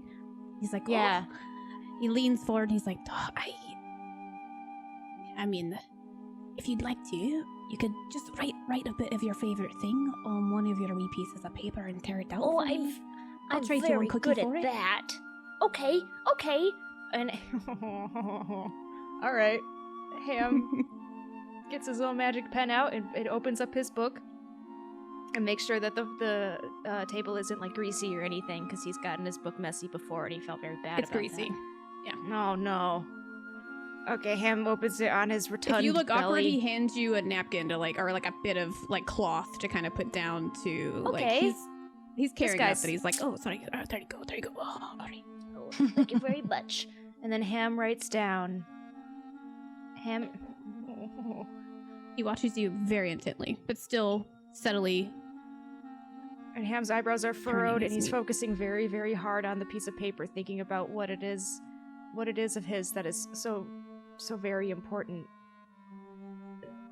And he writes, The quiet times I had alone by myself in the library, where I got to know myself because no one wanted to know me. and I rip off the piece of paper and I hand it to. Oh dear, that's so. Sigismund. That's so. I'll give you 2 cookies for that, you sweet creature. He'll stick it on the wall and he'll pull out 2, and they're just little cookies sprinkled with almonds or sesame on top, and he'll wrap them in a napkin and hand them over to you. Thank you very much, Sigmund. No, thank you. I'm sorry for your childhood. That sounds so lonely. I had a lot of brothers and sisters. Oh, me too. It's true. Our kind do, you know. Our kind do. Did you know, Ren? We hatch out of. There's a lot of eggs that are all laid at the same time. And you know what? Sometimes it takes a long time to hatch, but that doesn't make you lesser. Did you know that, Red? And he turns and places the food on the counter while you guys are chatting. I didn't hatch, but I'm willing to give you the benefit of the doubt. I would never tell a lie. Someone insight check that. You know, I feel almost inclined. Is that here, just I actually within kind your of want to aloof know whether wages that you want to like check it out? Are you interested enough in Ham now to know whether he is lying about whether he has lied before? Yes, I am actually. Roll an insight on him. Invested. Oh, everyone's invested. Sorry, it should be invested. Oh, insight's good. 13. He's Krog is definitely very happy. He's definitely a little bit kind of misleading, it feels. Maybe not a full flat just, oh, yeah, I never lied, you know, but enough that you kind of get the idea that even if he has, he probably doesn't want to talk about it. You know, Ham, you seem like a straight shooter. I'm willing to take your word for it. Okay, Red, if that's the case, you could have one half of one of my cookies. And I snap a cookie in half and I hand it to him. That's very kind of you. Thank you. You're an interesting person. I've been called that before. And I start to eat my pheasant. Krog has been eyeing at your pheasant as he kind of humphed his down. Sigismund has taken his scrappings and kind of shuffled it into the pot that had whatever the creature was in there. And he's listening now, and he leans over and he's like, you, clearly you're not from here, you know. Don't take any offense to it, friends, you know. You look like you've got a good bit of time throughout the world under your belt. And you said you're not. You said you're from the north too. He gestures over to Ham. What brought you to the south, if you've been in the north?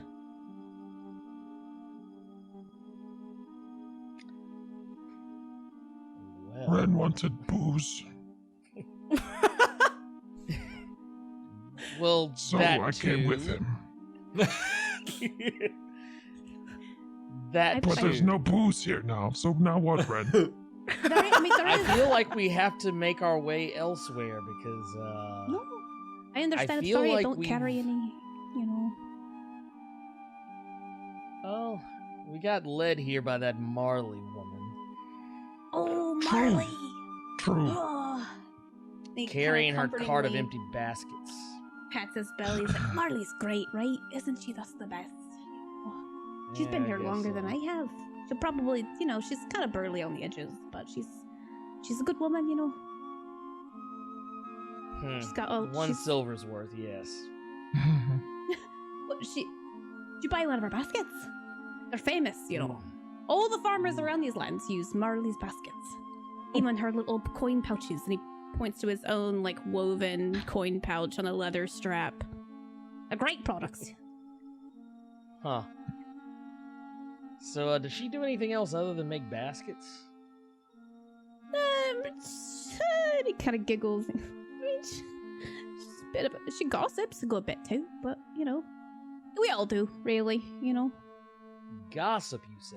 Like, I mean, look at this area. There's not many of us. What are we gonna pass the day with when you guys aren't here? You know. What kind of gossip? Anything interesting? Sometimes you hear a bit of stories about what's happening on the farms in the area. You know, somebody has a baby, somebody, you know, finds a new dog on their land. You know, but it's It's been and he seems a little uncomfortable. That last kind of way off. Anything interesting? I don't want to make you uncomfortable. Make me Make us uncomfortable. uncomfortable. That's how deep bonds are formed. And his eyes just. Oh, all right. Let's. Well, I mean, did you come down here because you heard about the military rolling through? Is that what you heard? There's military. What's that? Yeah. No, there's. Well, I mean, you know about the war previously. I mean, you've been on. You know. Of course I know right. about the war. Do you think that I wouldn't know? You versed, clearly. But they're Byria's army's way more how do I say this? Skilled than we are. And has work to do down here, you know? Yeah, well, that's what that's why and he points at Bob's back here that's like clearly little like handings from him from some military people, might be like feather from a brim of a hat or like even a piece of like a sheath or something, just something small that's clearly not from Byria, but not super, or sorry, not from the south, but not elaborate.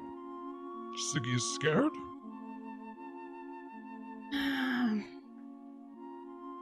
Alright, look, there's just a lot of weird things happening right now. It used to be a bustling market. We used to have lots of farms around here, thriving with their harvests and whatnot. Some people are... I don't know.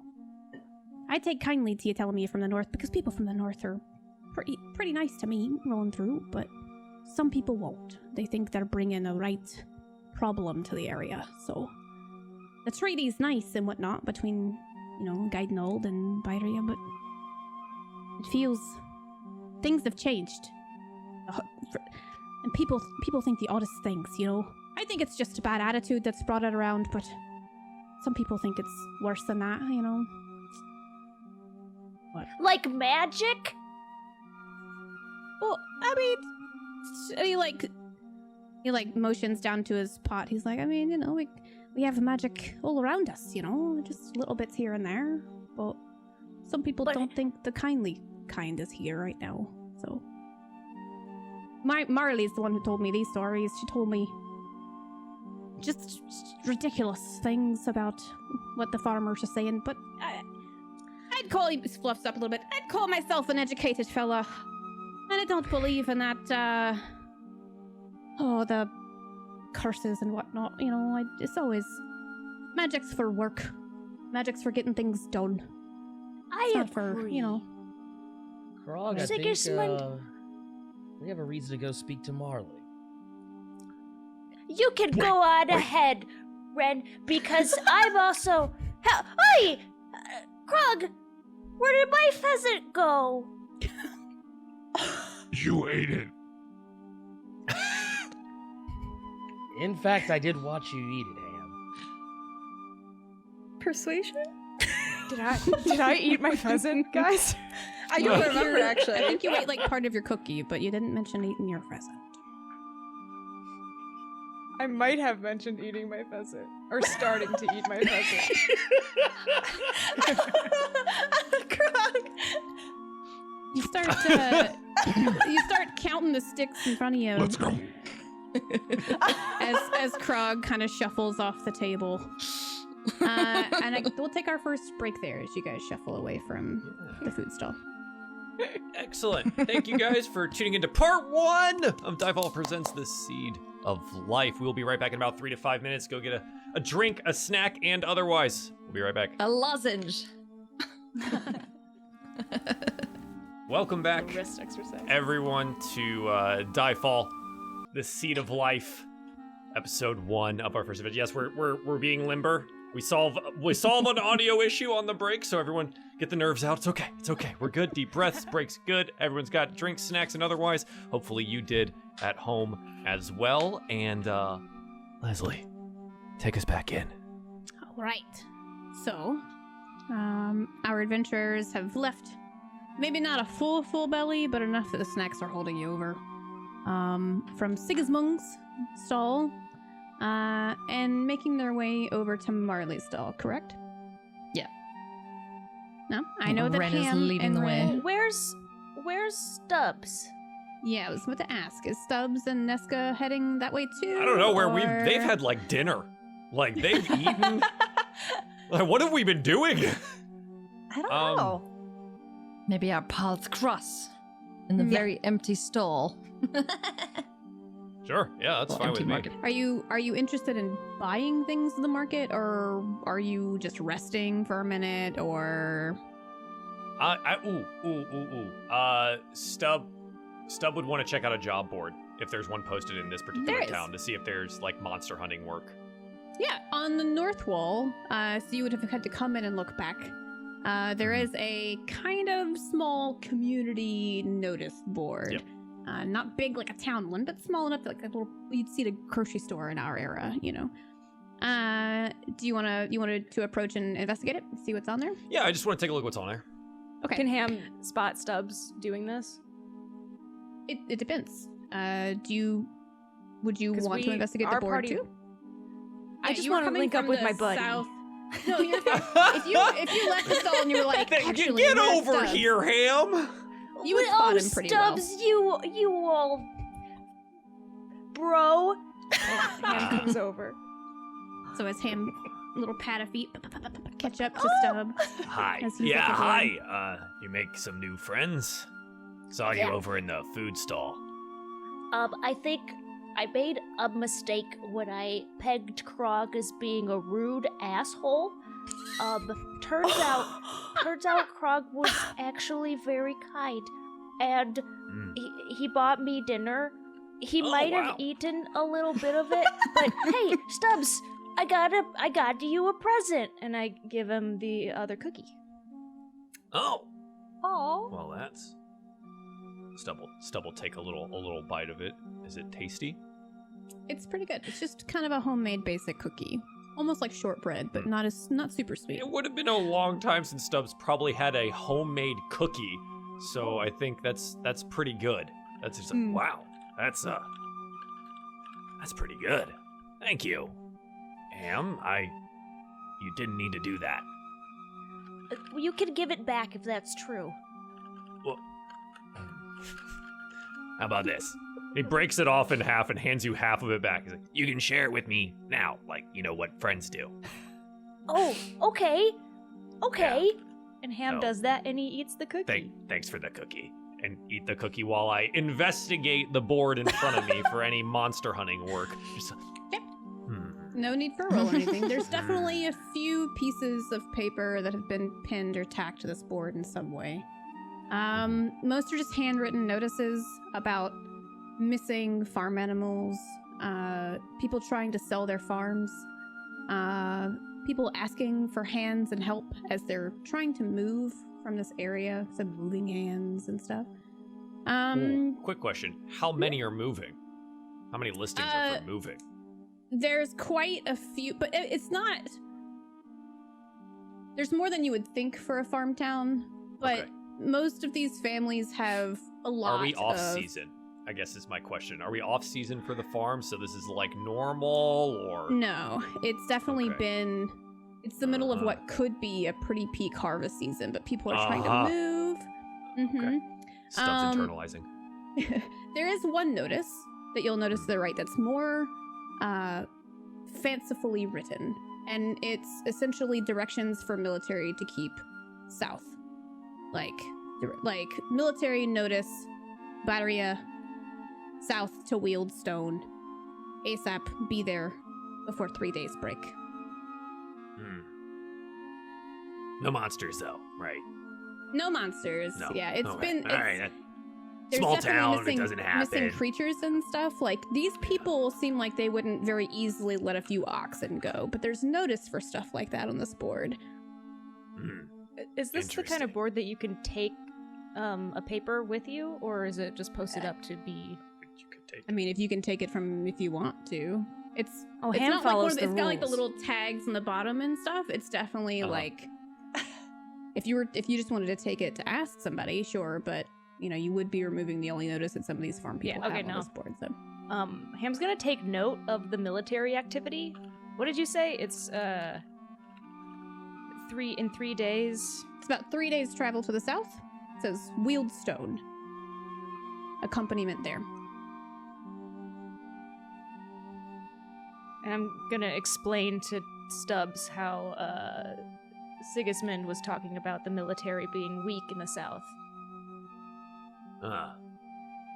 Would Stubb know anything about, like, current military move? I don't think he would, in general. Would he have heard, like, anything in a stop into a tavern somewhere? Is he really social around here? Not particularly, but, I mean, it has to be to get jobs, right?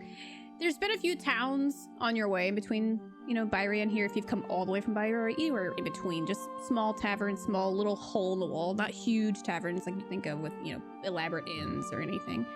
But you've definitely seen a few soldiers, at least having an ale here or there. A little bit more. This isn't like full, crazy, elaborate, like breastplate, massive helmets, but enough of a different look to their armor for you to know that it's not the kind of hobbled together farm armies that would have been from the south. Okay. What do you think they're doing down there?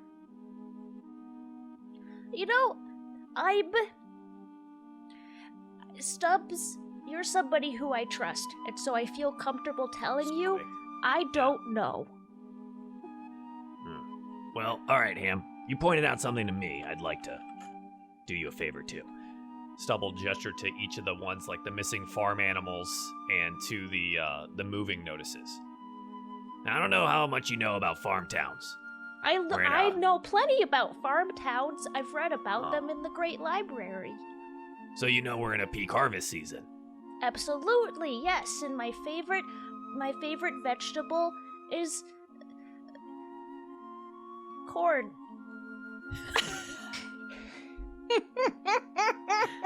I'll keep that in mind for later. Thank you, Ham. Well, look at these notices. What good farmer would move in the peak harvest season? No good farmer would move in a peak harvest. That's a trick question, Stubbs. Good you answer. can't stump me. He points Is to this like the Stubbs however stump many time? notices. No, that's later. Oh, okay. It points at each of the things. Multiple. Peak harvest season, farmers moving. Also, missing farm animals. Now, generally, they keep a close eye on them. Farm hands will keep watch, or they'll have dogs.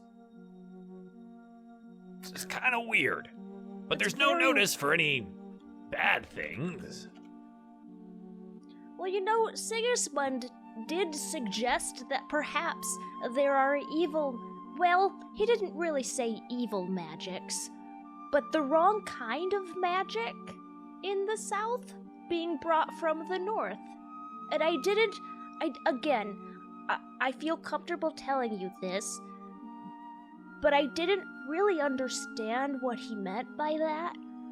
But perhaps there is a correlation between that information and the data we are gathering here. Can Stubbs' mind parse together what bad magic and things that we are seeing here, if there's any correlation? You are a caster, in a small degree, being a ranger. Let's see what your proficiencies are. In his previous jobs, he spends a lot of time in like caves in the Underdark, and there are some bad beasties with various different types of magic. So he might be thinking of it from like maybe there's just bad beastie magic. Yeah, so if you have fought great, like, beast and stuff within this land, whether it's, like, somebody with a great estate is needing to clear out some great ancient creature that's been there because they want to take over the land, or vice versa, whatever is happening, you've definitely fought magical beast before. Notably, they're mostly just bad in the way of harnessing what would be like elemental-based magic in what is perceived as bad, or you're just paid to get rid of, and it's bad way. There's nothing that you've come across that's like necromantic or anything like that. It's just maybe the wrong person learned the right spell kind of thing, but not what you would sense as evil, just evil people, you know. Well, that's a little too much for me to think about right now, but take those notes in your book there. Maybe we'll stay away from the south, unless you want to try and get into some trouble. Where's the others you were just with? Starts taking a look around. Camera pans, and where is Krog and Ren now? Have y'all headed somewhere? Yeah. We're heading to Marley? Mm-hmm. And where is Nesca? I mean, last we saw I was with Stubbs, so I was probably just like lounging in an empty cart place nearby. So could I say that I heard them talking? I would imagine with the way your character is that you probably were eavesdropping. You definitely would have wanted to, especially if they spent a good bit of time on a notice board and pointing and clearly gesturing at things that might have been odd, then you would have noticed what they were talking about. I want to creep up behind the two and go, boo. Roll. Let's see. Oh no! Roll me a stealth check. Ooh. Why are you laughing? Hey! Damn. Nice. So you successfully creep up behind them. Whose shoulder do you tap? Whose attention are you trying to grab? Ham. Oh. But you know she's gonna scare the little guy. Easy. Heart attack incoming. Ham, you literally hear the whisper. She can't, because I have you can't be alert. alerted. That's right. That's right. You can't be surprised. So you tap I'm Ham a on the paranoid shoulder. narc. You tap Ham on the shoulder and you go, boo. But Ham is like, not surprised. What would be your response to somebody who was trying to scare you? Maybe like a school person was scaring you in grade school or trying to. Right. Ham just unaffected turns directly towards her. Excuse me. Were you trying to get me? Because you can't. You can't. I'm better than I have my eyes on you. Missy. Yes, I'm quite aware. You had your eyes on me since the beginning. Do you remember? You broke your eyes. No, Stubbs told me not to, and I promise I didn't. I was trying a thing, but it didn't mean that I could see you. Stubbs, I didn't. I promise. What's going through Stubbs' mind right now? I have made a grave mistake.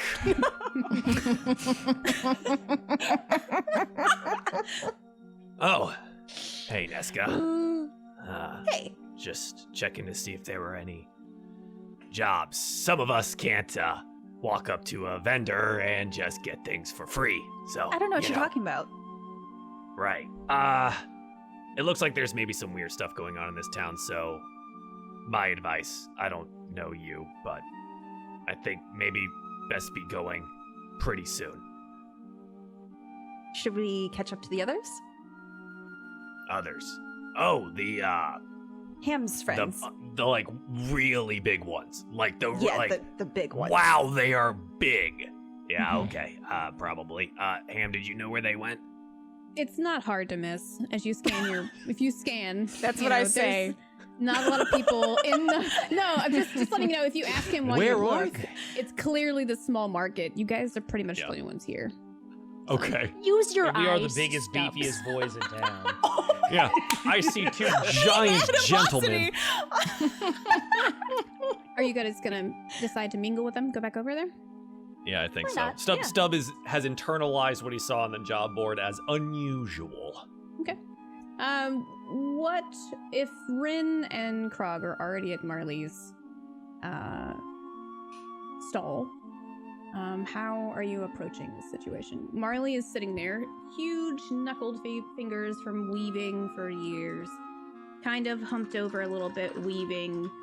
in her zone, not looking at the basket, doing it more from memory than from actual, like, effort, and staring directly kind of at the ground in thought. Does she have, like, anywhere, like, you can, like, kind of sit and watch what she does? Not really. She's Okay.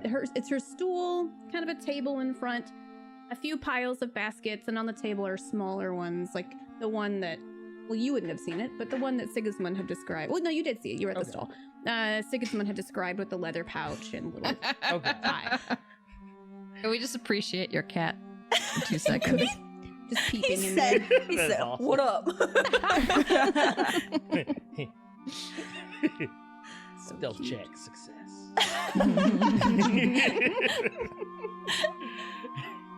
No, I will. I'll approach. Marley as she's doing her thing, and say, I'm just gonna be just super casual about it. Just so hey. If you from helping, thank you again earlier from helping. I appreciate that. That ever since the rain before harvest season, those roads have just not been taken care of. And she kind of rambles a little bit at you about your help in the situation that occurred earlier. Not taking fault of her own for getting it stuck, but very much thankful. You're like, cool. So, all that time we were carrying your cart along, I noticed that you didn't mention anything about any stuff going on. Is anything And she interrupts you. weird She going says, around I here? do. What do you didn't ask me. Well, I was probably too busy pulling the cart, but that's neither here nor there. The thing is, old Sigismund Oh, that said guy. that you happen to know things around town. He's always running his my mouth. Oh. It's funny, What he kind- said the same thing about you. Can't some neighbors you can trust. Some neighbors you can't trust. He's been Did you see that he's got baskets in there too? He's been stealing my business. There's 3 of us here now. Oh. Been here for well, 25 years. It's increased since the last time she's told you. She's just steadily making it more important. So, I'm curious. He was talking something about magic? Yeah, magic's everywhere.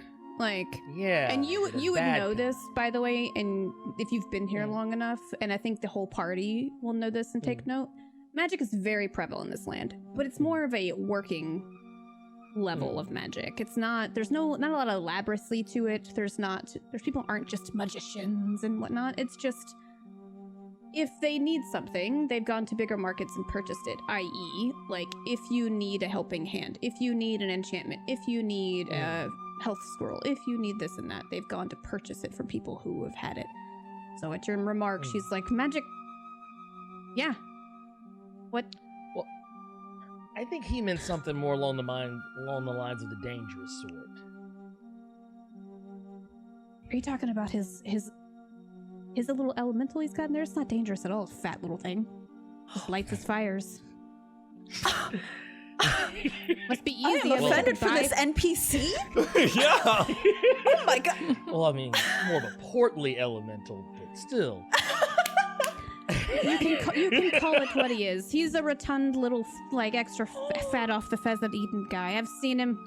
I wish I could just get an easy way with my work too, and then steal other people's work in this market. Huh. Well, there's something about this military, this passing through, got anything on that? I've seen him come through, and none of them like baskets, I'll tell you. I swear to God. Always. Can't hold axe in basket. I've tried. Oh, Mario, you're a hero. By this point, your birds have kind of hovered over onto her, like, market space, and she's, like, shooing them away from the corner. Like, are they your? Sorry. Please, they'll poop on them. Sorry. I have a hard enough Please. time keeping the dust off. please have some poop on it. Just a little, you know. Birds do what they will. So she kind of pats her hand on the table and she's like, clearly I'm busy. What are you trying to ask me? She's not busy We're at all. trying to find out if there's anything unusual going on around town. Yeah, we're possibly looking for work. I mean, we all can't make it on 1 silver. Why? I mean, why? What concern is it to you? Are we there yet? Yeah, we showed up. Yes. It's not a very big market, so you definitely are there if you want to chime in. Him, Baskets, flings open the flaps to the stall. Did somebody say that they needed a hero? Can you get him off of that? He might poop on it too. I won't poop on your baskets, lady. I'm here because Oh, he's not yours. She points at Krog. No, he's an adult. Oh, okay, what were you saying? I wouldn't. See, Krog knows. I need to make a name for myself, and we've been told that you know secrets, and if you told us the gossip, then maybe my dad would recognize me.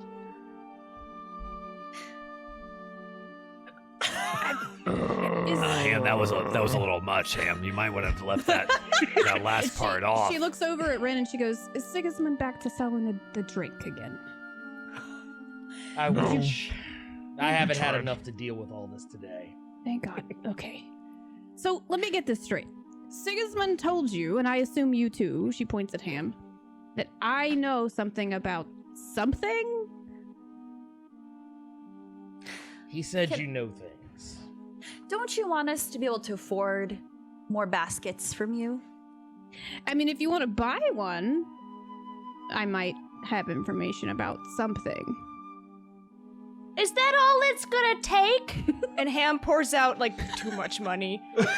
Just way too much. Ham, where did you get all that? Marley is like, More like, where do you keep all that? Magic pockets. when I said poop on things, I didn't know coin. I mean, I have a backpack. Where? I turn around. Ham turns around. He's got a little tiny backpack on his back. Sorry, your tail was in the way. I couldn't see it at first. I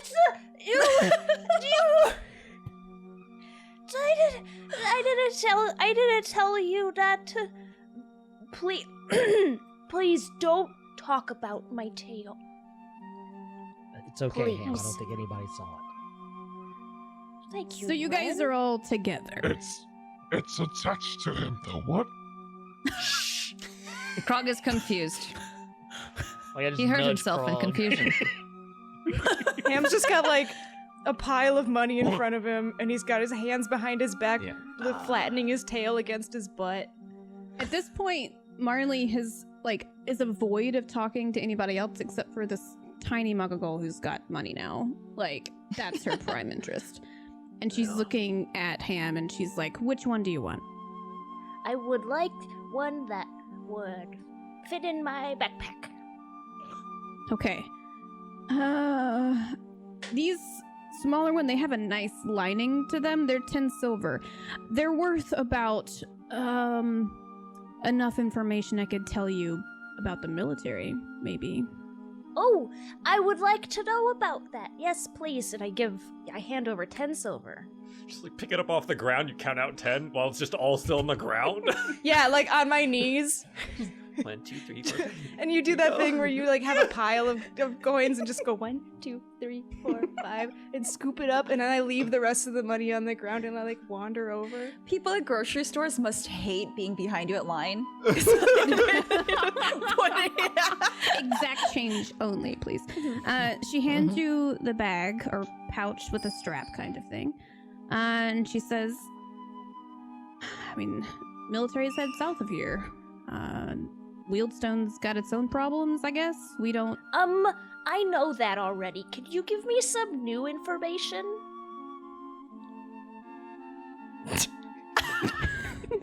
And she looks from you Marley's to face. a bag She's just like...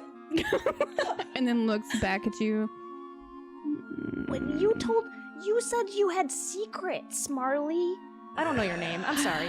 You said, ma'am, you said you had secrets. And I- I look at my book. And I open up the book and I'm I'm gonna lean over to Nesca real quick, though.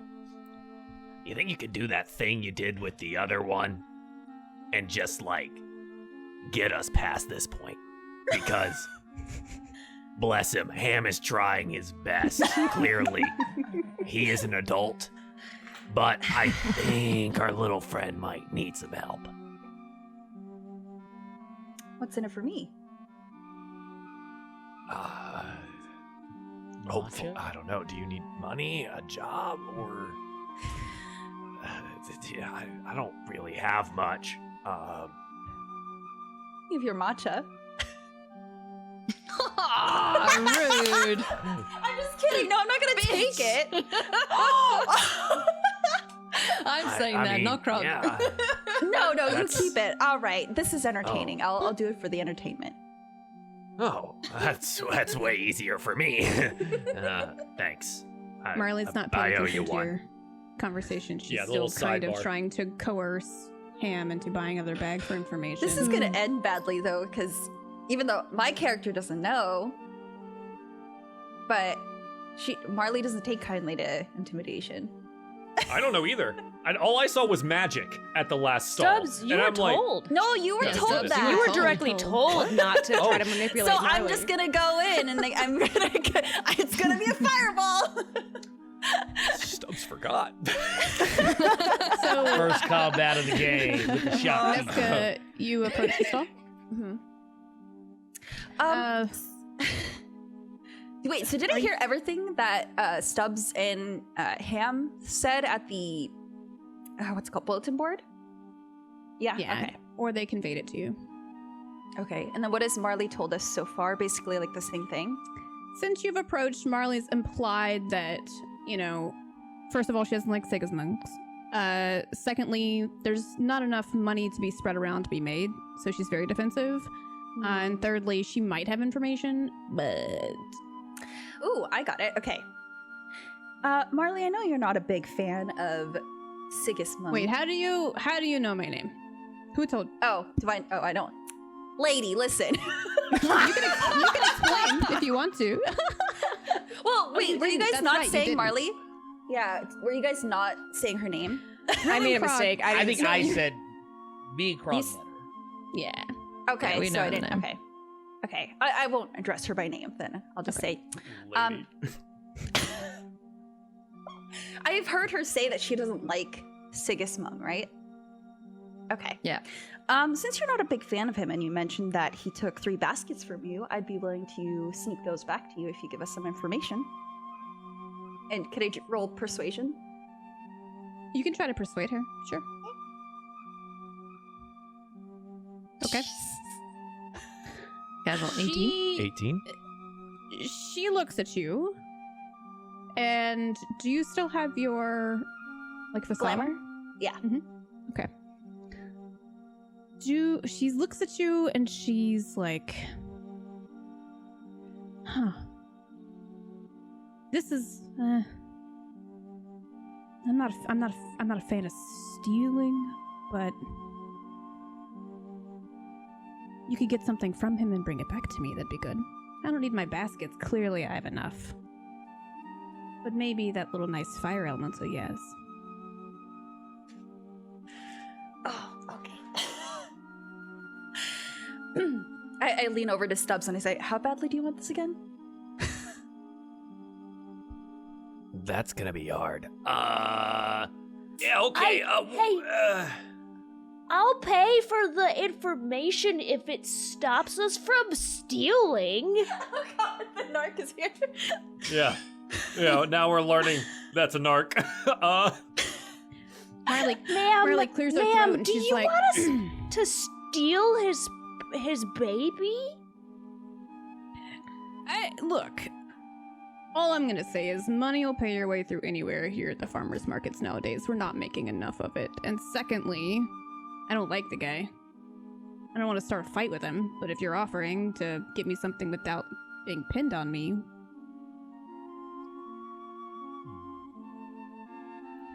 All right. Stubbs is gonna lean in. I'm tired of this. How much money is it gonna take for you to tell us what the actually heck is going on here? We got farmers leaving, people losing cattle, we got army going to the south. I need a job, and I'm just looking for some information. She says 30 silver. Done. Stubbs will pull out 30 silver and just place it. I'm tired of this.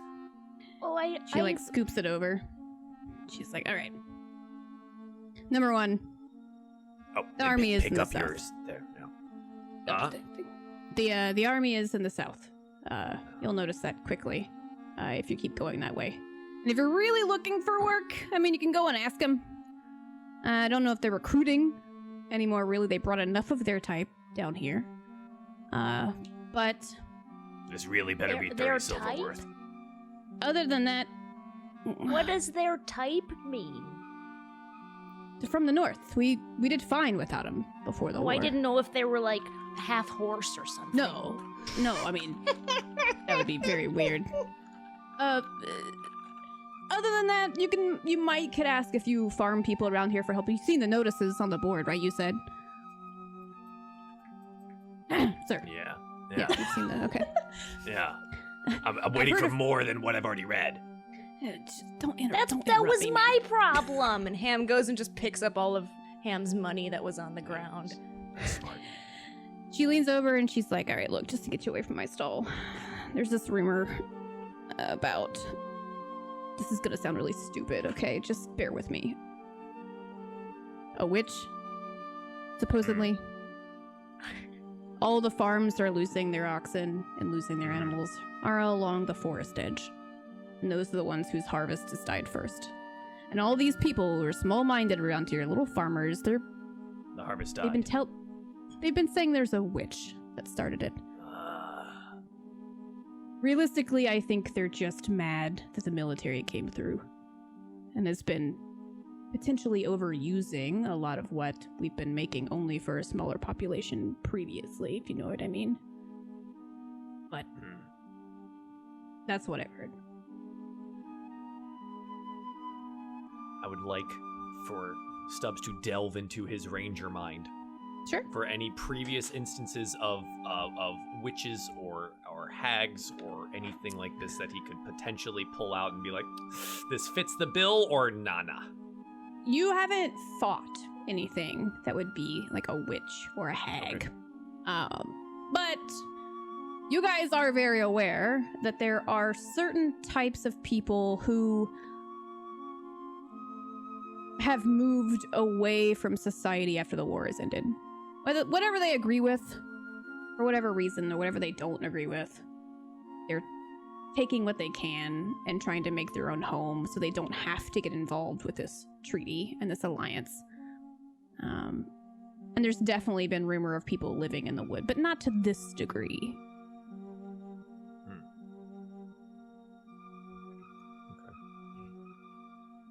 Is that all you want? I mean, you can ask really though, I mean, the military is gonna probably tell you everything you need to know. Yeah, but that's gonna take 3 days to get there. And we thought maybe if we paid you 30 silver, you'd give us all of that information. And I'm satisfied.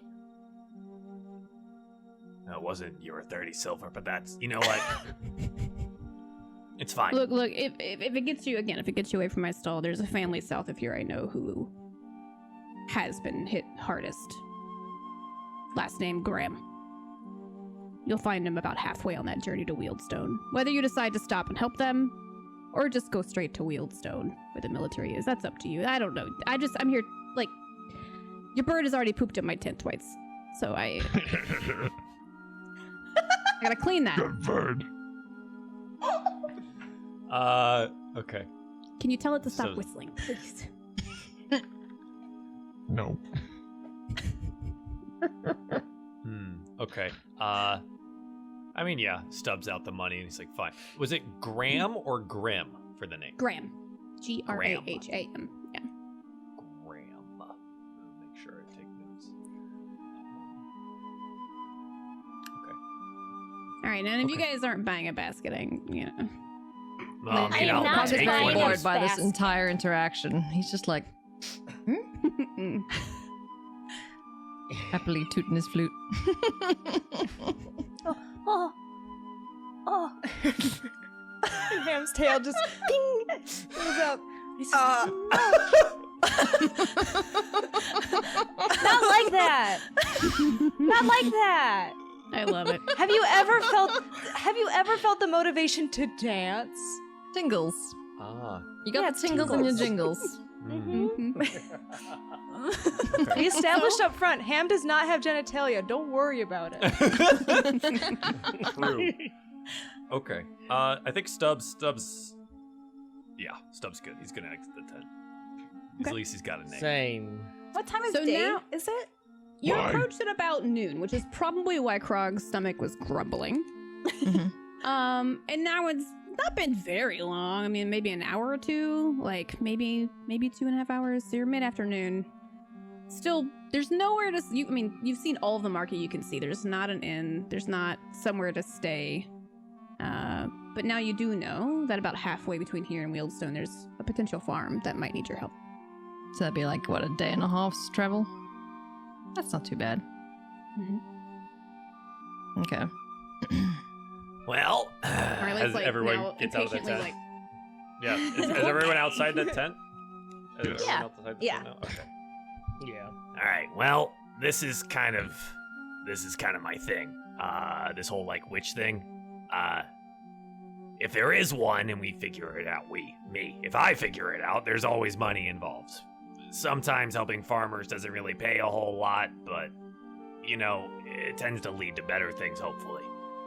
I'm gonna head to Wieldstone regardless, just because apparently the military's got work there, and now I'm 30 silver short, so I'm gonna At least I take got that pheasant stuff. with my silver. Yeah, you guys got to eat, so that's... Yeah, it wasn't even 30. Oh, God. All right, I'm gonna head towards Wieldstone. It's been a pleasure meeting you all. Stubbs, could I? Do you need a companion? Well, if it is the almost famous, soon-to-be hero Ham, well, I suppose I could probably have a companion, yeah. Do you really think so? I mean, I promise I will pull my weight. I know magic. you do. Well, you probably Yeah, should've I led wrote with it that all one. in my book. Oh, okay. No, And Ham takes notes. Yeah. All right. Well, it seems that Ham and I are gonna go south. So it's been cool, I guess. I don't know what you guys want to do here, but Stubbs, didn't you promise to brew me some tea in the morning? oh yeah. And I do kind of owe you one for that whole trying to get us out of that situation back there, though. The magic didn't happen like at the last tent, huh? That's unfortunate, I guess. Yeah, so do you want to... Does that mean you're coming with us? He's like kind of sure, why nervous not? about I'll- this. A little scared. I'll see where it goes.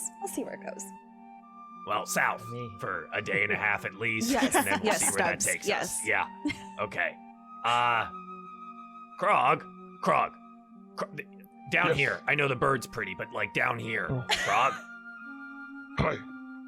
Yeah, you and God, God, every time I look at you, Ren, you are just the thickest elf. Like, I have never seen so much muscle on a single being. Anyways, plans. You guys want to go to the farmer's place, see what's up, or gonna go see the military?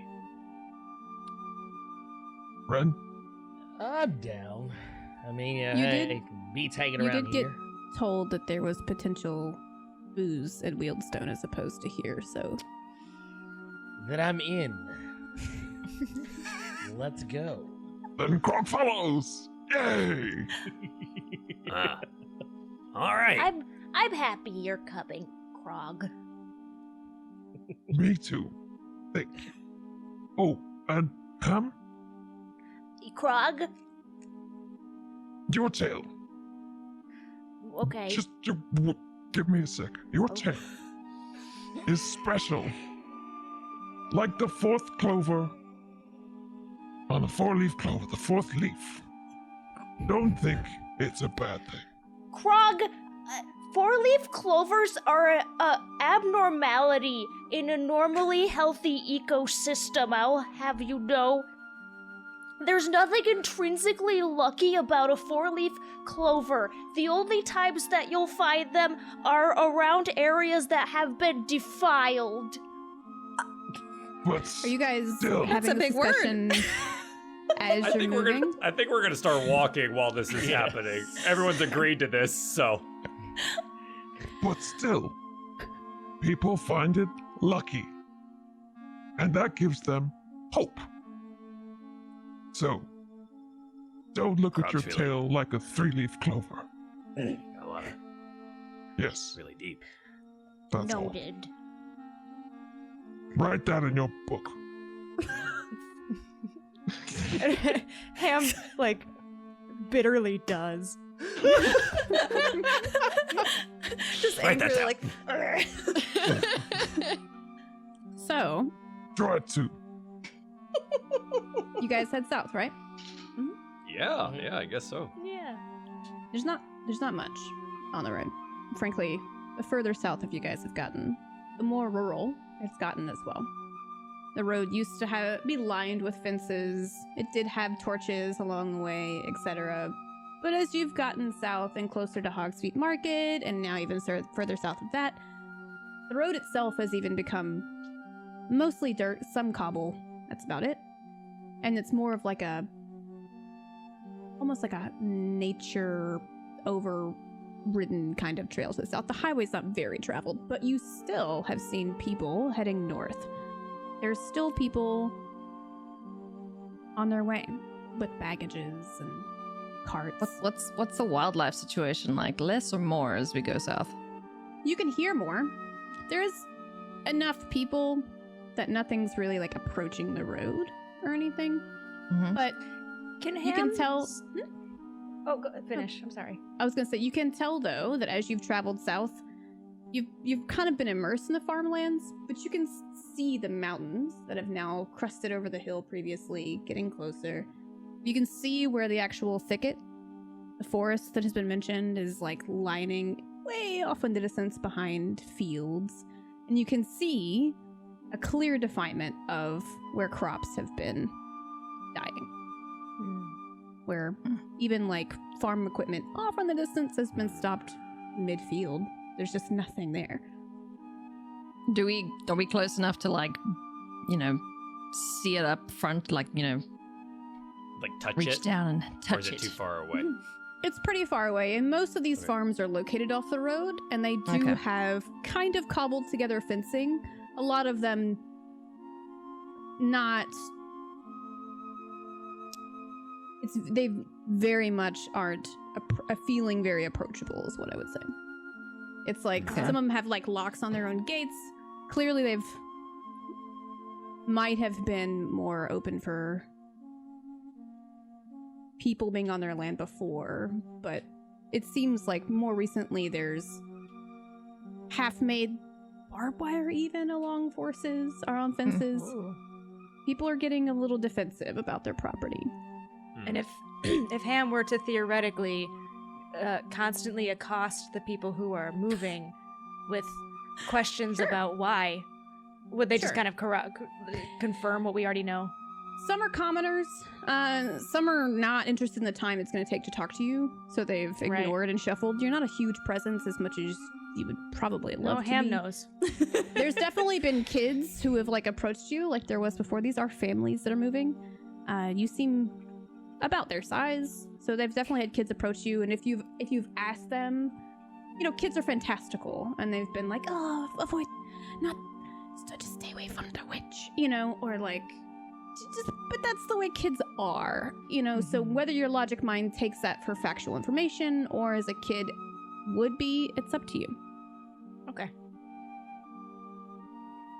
As you guys have traveled, most of the rest of the afternoon, it's not been very eventful, okay? There's been some animals that have come out and approached Krog, singing their tune. There's definitely been folks who are, again, traveling north looking at you guys. But the closer and closer to the south you get, the more that crowd is dissipating because it's approaching nighttime. And as you approach nighttime, you come across where the path on the road has kind of dissipated a little bit, and there's a creek with a bridge. Somebody roll me a nature check. Me. I choose me. You choose you? I'm proficient. Ah. Oh, crap, I rolled like 2. So proficient. Well, that's an A. Damn it. Does anybody notice that Krog is, like, kind of looking around with this creek, or does anybody want to essentially help Krog with their roll? Please. Totally down. I think I'm also good at the natures and pretty good at perceivings. So definitely taking a look around regardless. Yeah, if you want to roll, we'll take the highest out of you and Krog. So we'll say that's advantage between 2 people if you want. 14. Okay, that's much better. All right. You can clearly tell that it's going to be a bit more of a journey. And through your travels between the 2 of you, it might be the best idea for you guys to rest, because this creek the tide is lower. The tide is higher, and it's going to lower down in the morning. You'll be able to cross a little bit better. But for right now, the crowd's dissipating. It's nighttime. Okay. Yeah, that's fine. Is that okay? Find a spot. Krog's just gonna stop dead in his tracks and stop with a flute. Like, Here. Right? I mean, like, we could step off the road, Krog. Like, a couple. What road? Oh, yes. Okay. Around Yeah. you, I'll tell you, describing the land again, if you guys want to choose where you want to camp. Because you are approaching the mountains, the land near the edges are a little bit more ridgy, a little bit more high. And you'll see there's a kind of a 4 to 5 foot cliff of rock face on the left. It's got a bunch of trees. The road has now widened to where there is a bridge crossing in the middle over the water, but it's low and it feels pretty rickety. And then the right side's the same way, but the thicket of the forest is right against the edge of where that cliff face is. I vote that we stay away from the edge of the forest because I don't want to become like the corn. The corn. Did you see the corn? It was Well, there wasn't much it of was, any crops there. Was that all corn? Of course it was corn. I could spot corn a mile away, Stubbs. It is your favorite vegetable, so that makes sense. Yeah, that's Alright. fine, I guess. Just, if we take watches, jump up on the ridge, you'll be able to see a little better. Krog's So you just gonna guys like dump his shit down. You He's guys be are like, gonna camp near the road or a little bit away from it. Your choice. a little bit away, I think. A little bit away. Yeah. Yeah. Right. Frog hungry. Make fire. Again, you got to at least eat. Whose fault's that? Point I to found Krog. food. Make fire. And Krog is going to use his expert skills from living on the land for like however long he's been doing that to go and rustle together some berries and edible things and mushrooms and whatever else. Perfect. Roll me let's do nature again. Oh, please don't screw up this time. Oh, come on! I don't think it's for a lack 7? of your effort. I think it's for a lack of there being a lot to really harvest. close to the road without venturing onto farm folks' lands. So it's not that you're bad at gathering. It's just there's not a lot really to gather around here. Don't make me eat the squirrels. I imagine that you guys, knowing you're going to travel a little bit ways, you probably had some rations and snacks and stuff. You do have a proficient brewer and cook in the party in case anybody wants to potentially make anything for anybody. I'll bring back what I found. Wait, we do? And I'll just dump it down again wherever whoever's sitting around. Just be like, And then Ham just starts to evenly parcel it all out into perfectly even piles, not accounting for the weights and masses of each of the party members. Okay. So you guys are taking rest? Not really falling asleep, but just kind of chilling. Yeah. I guess. Hanging out. Okay. Eating. Doing the ration thing. So you're all sitting around the fire. Who's sitting further back? Back upwards towards the road. I think. Yes, I can. Yeah. Okay. Oh, did you want to? You could. I was gonna say Stub probably would have taken it on himself to do first watch, but you're First more than watch. welcome to. It's kind of a light watch because it's not like everybody's sleeping at this moment yet. It's just everybody's winding down. But if you want to keep watch, eye out. go ahead and roll me a perception check. Wait, who? Stubbs. Oh, okay. You can take the first real watch. I'm just keeping an eye out. I'm not super comfortable. Yeah, just a reminder, I have dark vision, so... Same Z's. Oh, you do? Yeah, Okay. Dark vision Nice. is the best. Yeah, it's not quite. It's like a little bit night, but it's rolling into it. So 15. 15. You hear across the street behind you in the woods a rustling. Sounds clumsy. Clumsy. How dark is it, DM? It's not full-blown night, but it's getting dark enough that if you don't have dark vision, you're not going to be able to see a couple of rows into the a couple of rows of trees. Okay. All right. I can tell the direction. Okay. Can I check it out stealthily? If you would like to. I don't know what there is to hide behind on the road, essentially. Okay, I guess we're right up on the road. Okay, I thought you said that I could hear it behind me. Yeah, you can hear it. So essentially how you're seated is you guys are off a little bit on the embankment to the left of the road. And the woods has been kind of lining and growing closer and closer to the road on the right side if you're facing south. Okay, so I would have to cross the road to... So you're kind of hearing it like across the road and up the cliff face, but there's not a lot to hide or be stealthy behind unless you want to like... Okay, understood. No, that's fine. Or something. Yeah. I could, but I'm not going to. I think Stubbs gonna study the area and see if he can see anything else now that he knows that there's like a direction. He's aware of something. Okay. As you, I imagine, get up and kind of start to just look, yeah, just a little bit and stuff. It. You hear behind you a voice that says,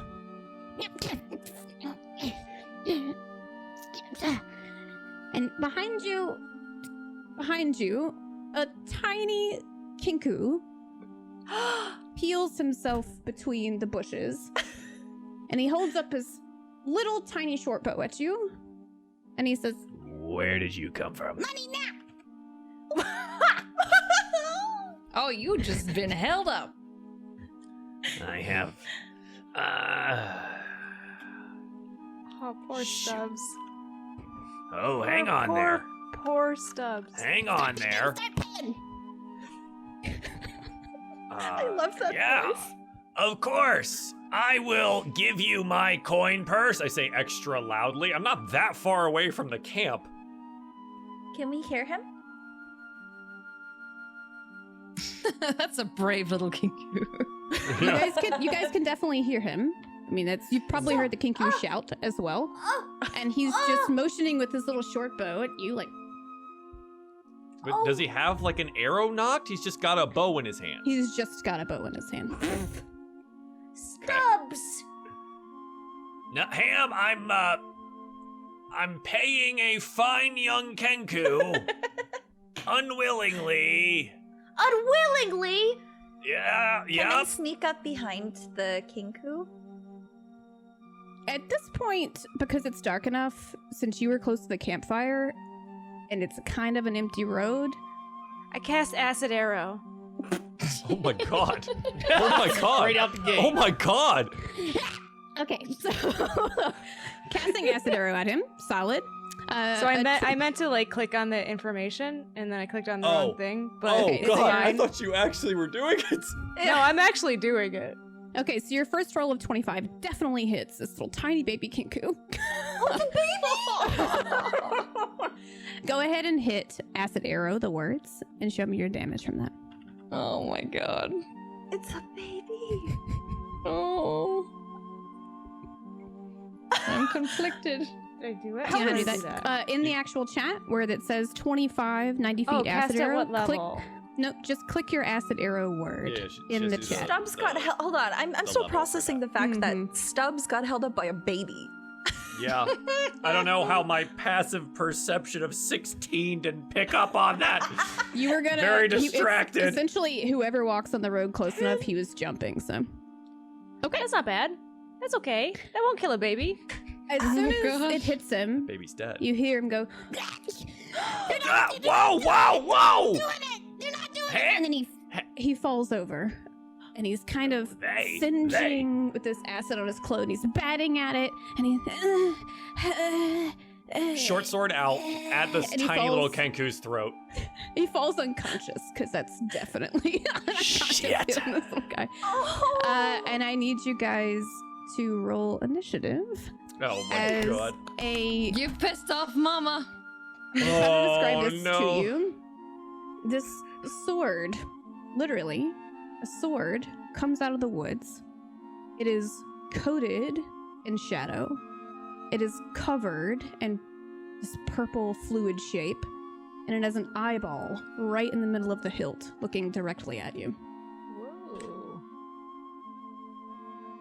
A sword? It's a sword. Move the sword back, and I guess we'll roll initiative. Yeah. So Leslie has to bring before you roll Yeah. anything. Krog, Just hold on a second. Leslie Sorry has to about that. bring Let me up the move you thing. over. There you go. Boop. Oh, we have a map. Oh, we have a map. Ooh. Chat, we have a map. I can't see anything. It's okay. Oh. I need to give you guys vision and stuff because I'm an idiot. It's okay. We have a map. Is it all black for y'all? Yeah. Okay, vision on for you. Do you see anything, Joel? I see things. Do you see a fire and a campsite? I see things. I see a campfire, and I see water. I see a thing. Okay, I'll is have so to move cool. you now. Dead tiny Kinku. Or unconscious tiny Unconscious, Kinku. thank you. He's just asleep. This is like Alright. Pokemon where we don't He's just kill anyone, asleep. we just. Why you guys mad? He was coming after my bro. Yeah, I'm not mad. I'm not mad. I'm okay with I'm this. not mad. I'm not mad. Do, do, Okay. do. And this guy So- is coming. Boop, boop, Yeah, we'll boop. need to What's set up? up the dark vision for everyone Yeah. because I can see, but Okay. You need to tell me how to do that because this is new to me. yeah, so- sure. Okay, so when you click on them and you open the cog wheel, there should be a tab at the top that says dynamic lighting or lighting, and there should be vision and there should be dark vision, and then you do the radiuses thereof. Basic ones are going to be 60 feet vision, 30 feet dim, 60 feet Okay. total, so it'll be 30 feet dim. But yeah, and then all of that will do the thing. So want the red them- is the dead? No, that's the. That's not. Yeah, the red guy The- in front of the stuff. little- It's This one let's do here. this. Oh. Are you using the old style or the new style? I'm just gonna turn it off lighting. because there's Oh, really, okay. yeah.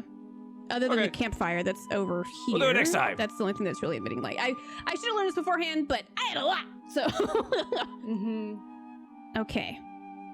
So this sword, it's like a broadsword, tall, big, hilt, cloud, smoke, etc. has approached out of the forest. No word, just creeped between the woods and is emitting this like dark smoke.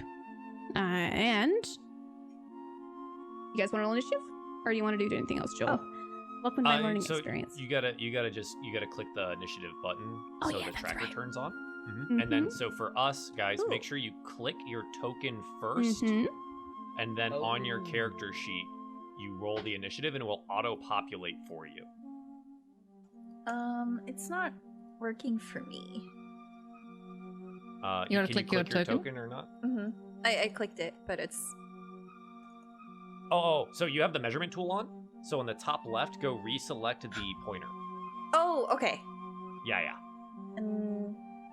Did that sword just roll pie? That sword rolled pie. I didn't know that was even possible. Pie. When I click it, different colors pop up. Different Are you talking about the 3 dots The on your blobs? token that Yeah. popped up? Okay, That's just fine. click your token, and you can, if you want to, go back to your character sheet and click the word initiative. Oh, But make okay, sure I at had the it. bottom of the Okay. chat down there that you are selected as your character.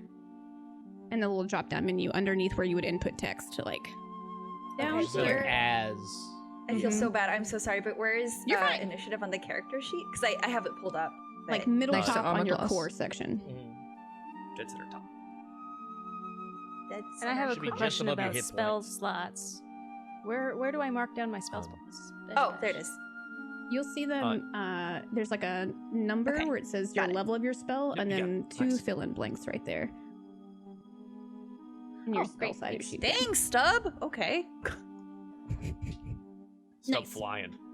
So then, Leslie, what you'll do on that the turn tracker, you can do the order and just click descending after they're all set, and you should be good. Okay. There you go. I wrote the lowest. That's okay. So now this is Fine. up to you, Joel, since it's 7. Yes. Hi. Yes. So generally we end right now, since this is the end of the show. This is 10, but now we're in combat, and you know what? I think that's probably a good enough time for us to. We maybe killed a baby Kenku, and we'll be in combat immediately when we start the show next week. So I think I'll pull us all back to the big screen here. So thank you everyone for tuning in this evening for episode 1 of the Seed of Life, and I'm sorry that we're ending right now. You'll just have to come back next week. I'm so sorry. Oh, that's terrible. That's terrible. So we're gonna go around. We're gonna do some shout outs. We got cool little shout out dealy things, and everyone's gonna tell you where they can find them. And you should definitely go follow all of these people. They're fantastic and talented. So let's start with who have we got first. Beth, please tell the people where they can find you on the internet. Yeah, of course. I Twitch stream here every single week. I'm Beth B. Rad here. I'm Beth B. Rad on Twitter, on Instagram, on YouTube, and I'm an artist and a comedian. So put those two things together and you get whatever it is that I make. I also have a D&D podcast called D&D, and you can check it out on Spotify. That's it. Excellent. Thank you very much. Blurred, where can people find you on the internet? Oh, you can find me on YouTube and Twitch, Blurred Without Fear. I do live streams, here on Twitch, video game related stuff. YouTube, I do comic book videos. You can check those out. I do a weekly show every Saturday at noon Central Standard Time on YouTube, where I talk about the latest stuff going on in comic book related movie, TV show, whatever adjacent things. And yeah, you can also check me out on Twitter. It's probably the most active I am anywhere on social media at Blurred-Fear. Awesome. Thank you very much, sir. We'll keep going around. So, Alias, where can people find you on the internet? You can find me on twitch.tv/aliasv. I'm live almost every day, streaming Magic, card games, and when I feel so inclined, I like to go shoot the mans, pew pew, in Destiny, and whatever other first-person shooter tickles my fancy on a particular day. I also have super cute cats, so if you like cats, come hang out with me on my different socials, Twitter, Instagram. I'm different names in different places, but just Google me. You'll find me. Excellent. Thank you very much for that. Stella, where can people find you on the internet? Hello. On Twitch, I'm Parallax Stella. Same with Twitter, except for Instagram is different. It's the real Parallax Stella because someone's sitting on my name. But yeah, I'm most active on Twitter, mostly posting shit posts, but it's fun. So. Excellent. Thank you very much. And Leslie, where can people find you? hello. You can find me at simply JXN. Sometimes there's an underscore, sometimes there's not, but there's not many people who would pick JXN because they'd probably pick more normal names on the internet. So you can find me playing a bunch of MMOs. I 100% have tapped back into WoW. And that's about it. On Twitter, just goofing and stuff. So I just thank you for everybody being here and for your patience with me because it was so much fun. Excellent. Thank you very much, Leslie. And yes, you did a fantastic job. For those of you guys that maybe weren't here at the beginning, didn't see all of it, there will be VODs up on here on Twitch and on YouTube. And if you like the audio only formats, you can find us on Spotify, iTunes, and SoundCloud under DieFall Dungeons and Dragons. There's also all the links in the chat there and all of those things. I think that's it. If you want to join the Discord, there's a discussion channel for DieFall stuff, and there's already fan art. So that's cool. So cute. It's awesome. Thank you guys for being here. This has been a fantastic first episode, and Leslie, you did a wonderful job, especially for a first-time DM. That was great. And we will see you all next week. Goodbye. Bye.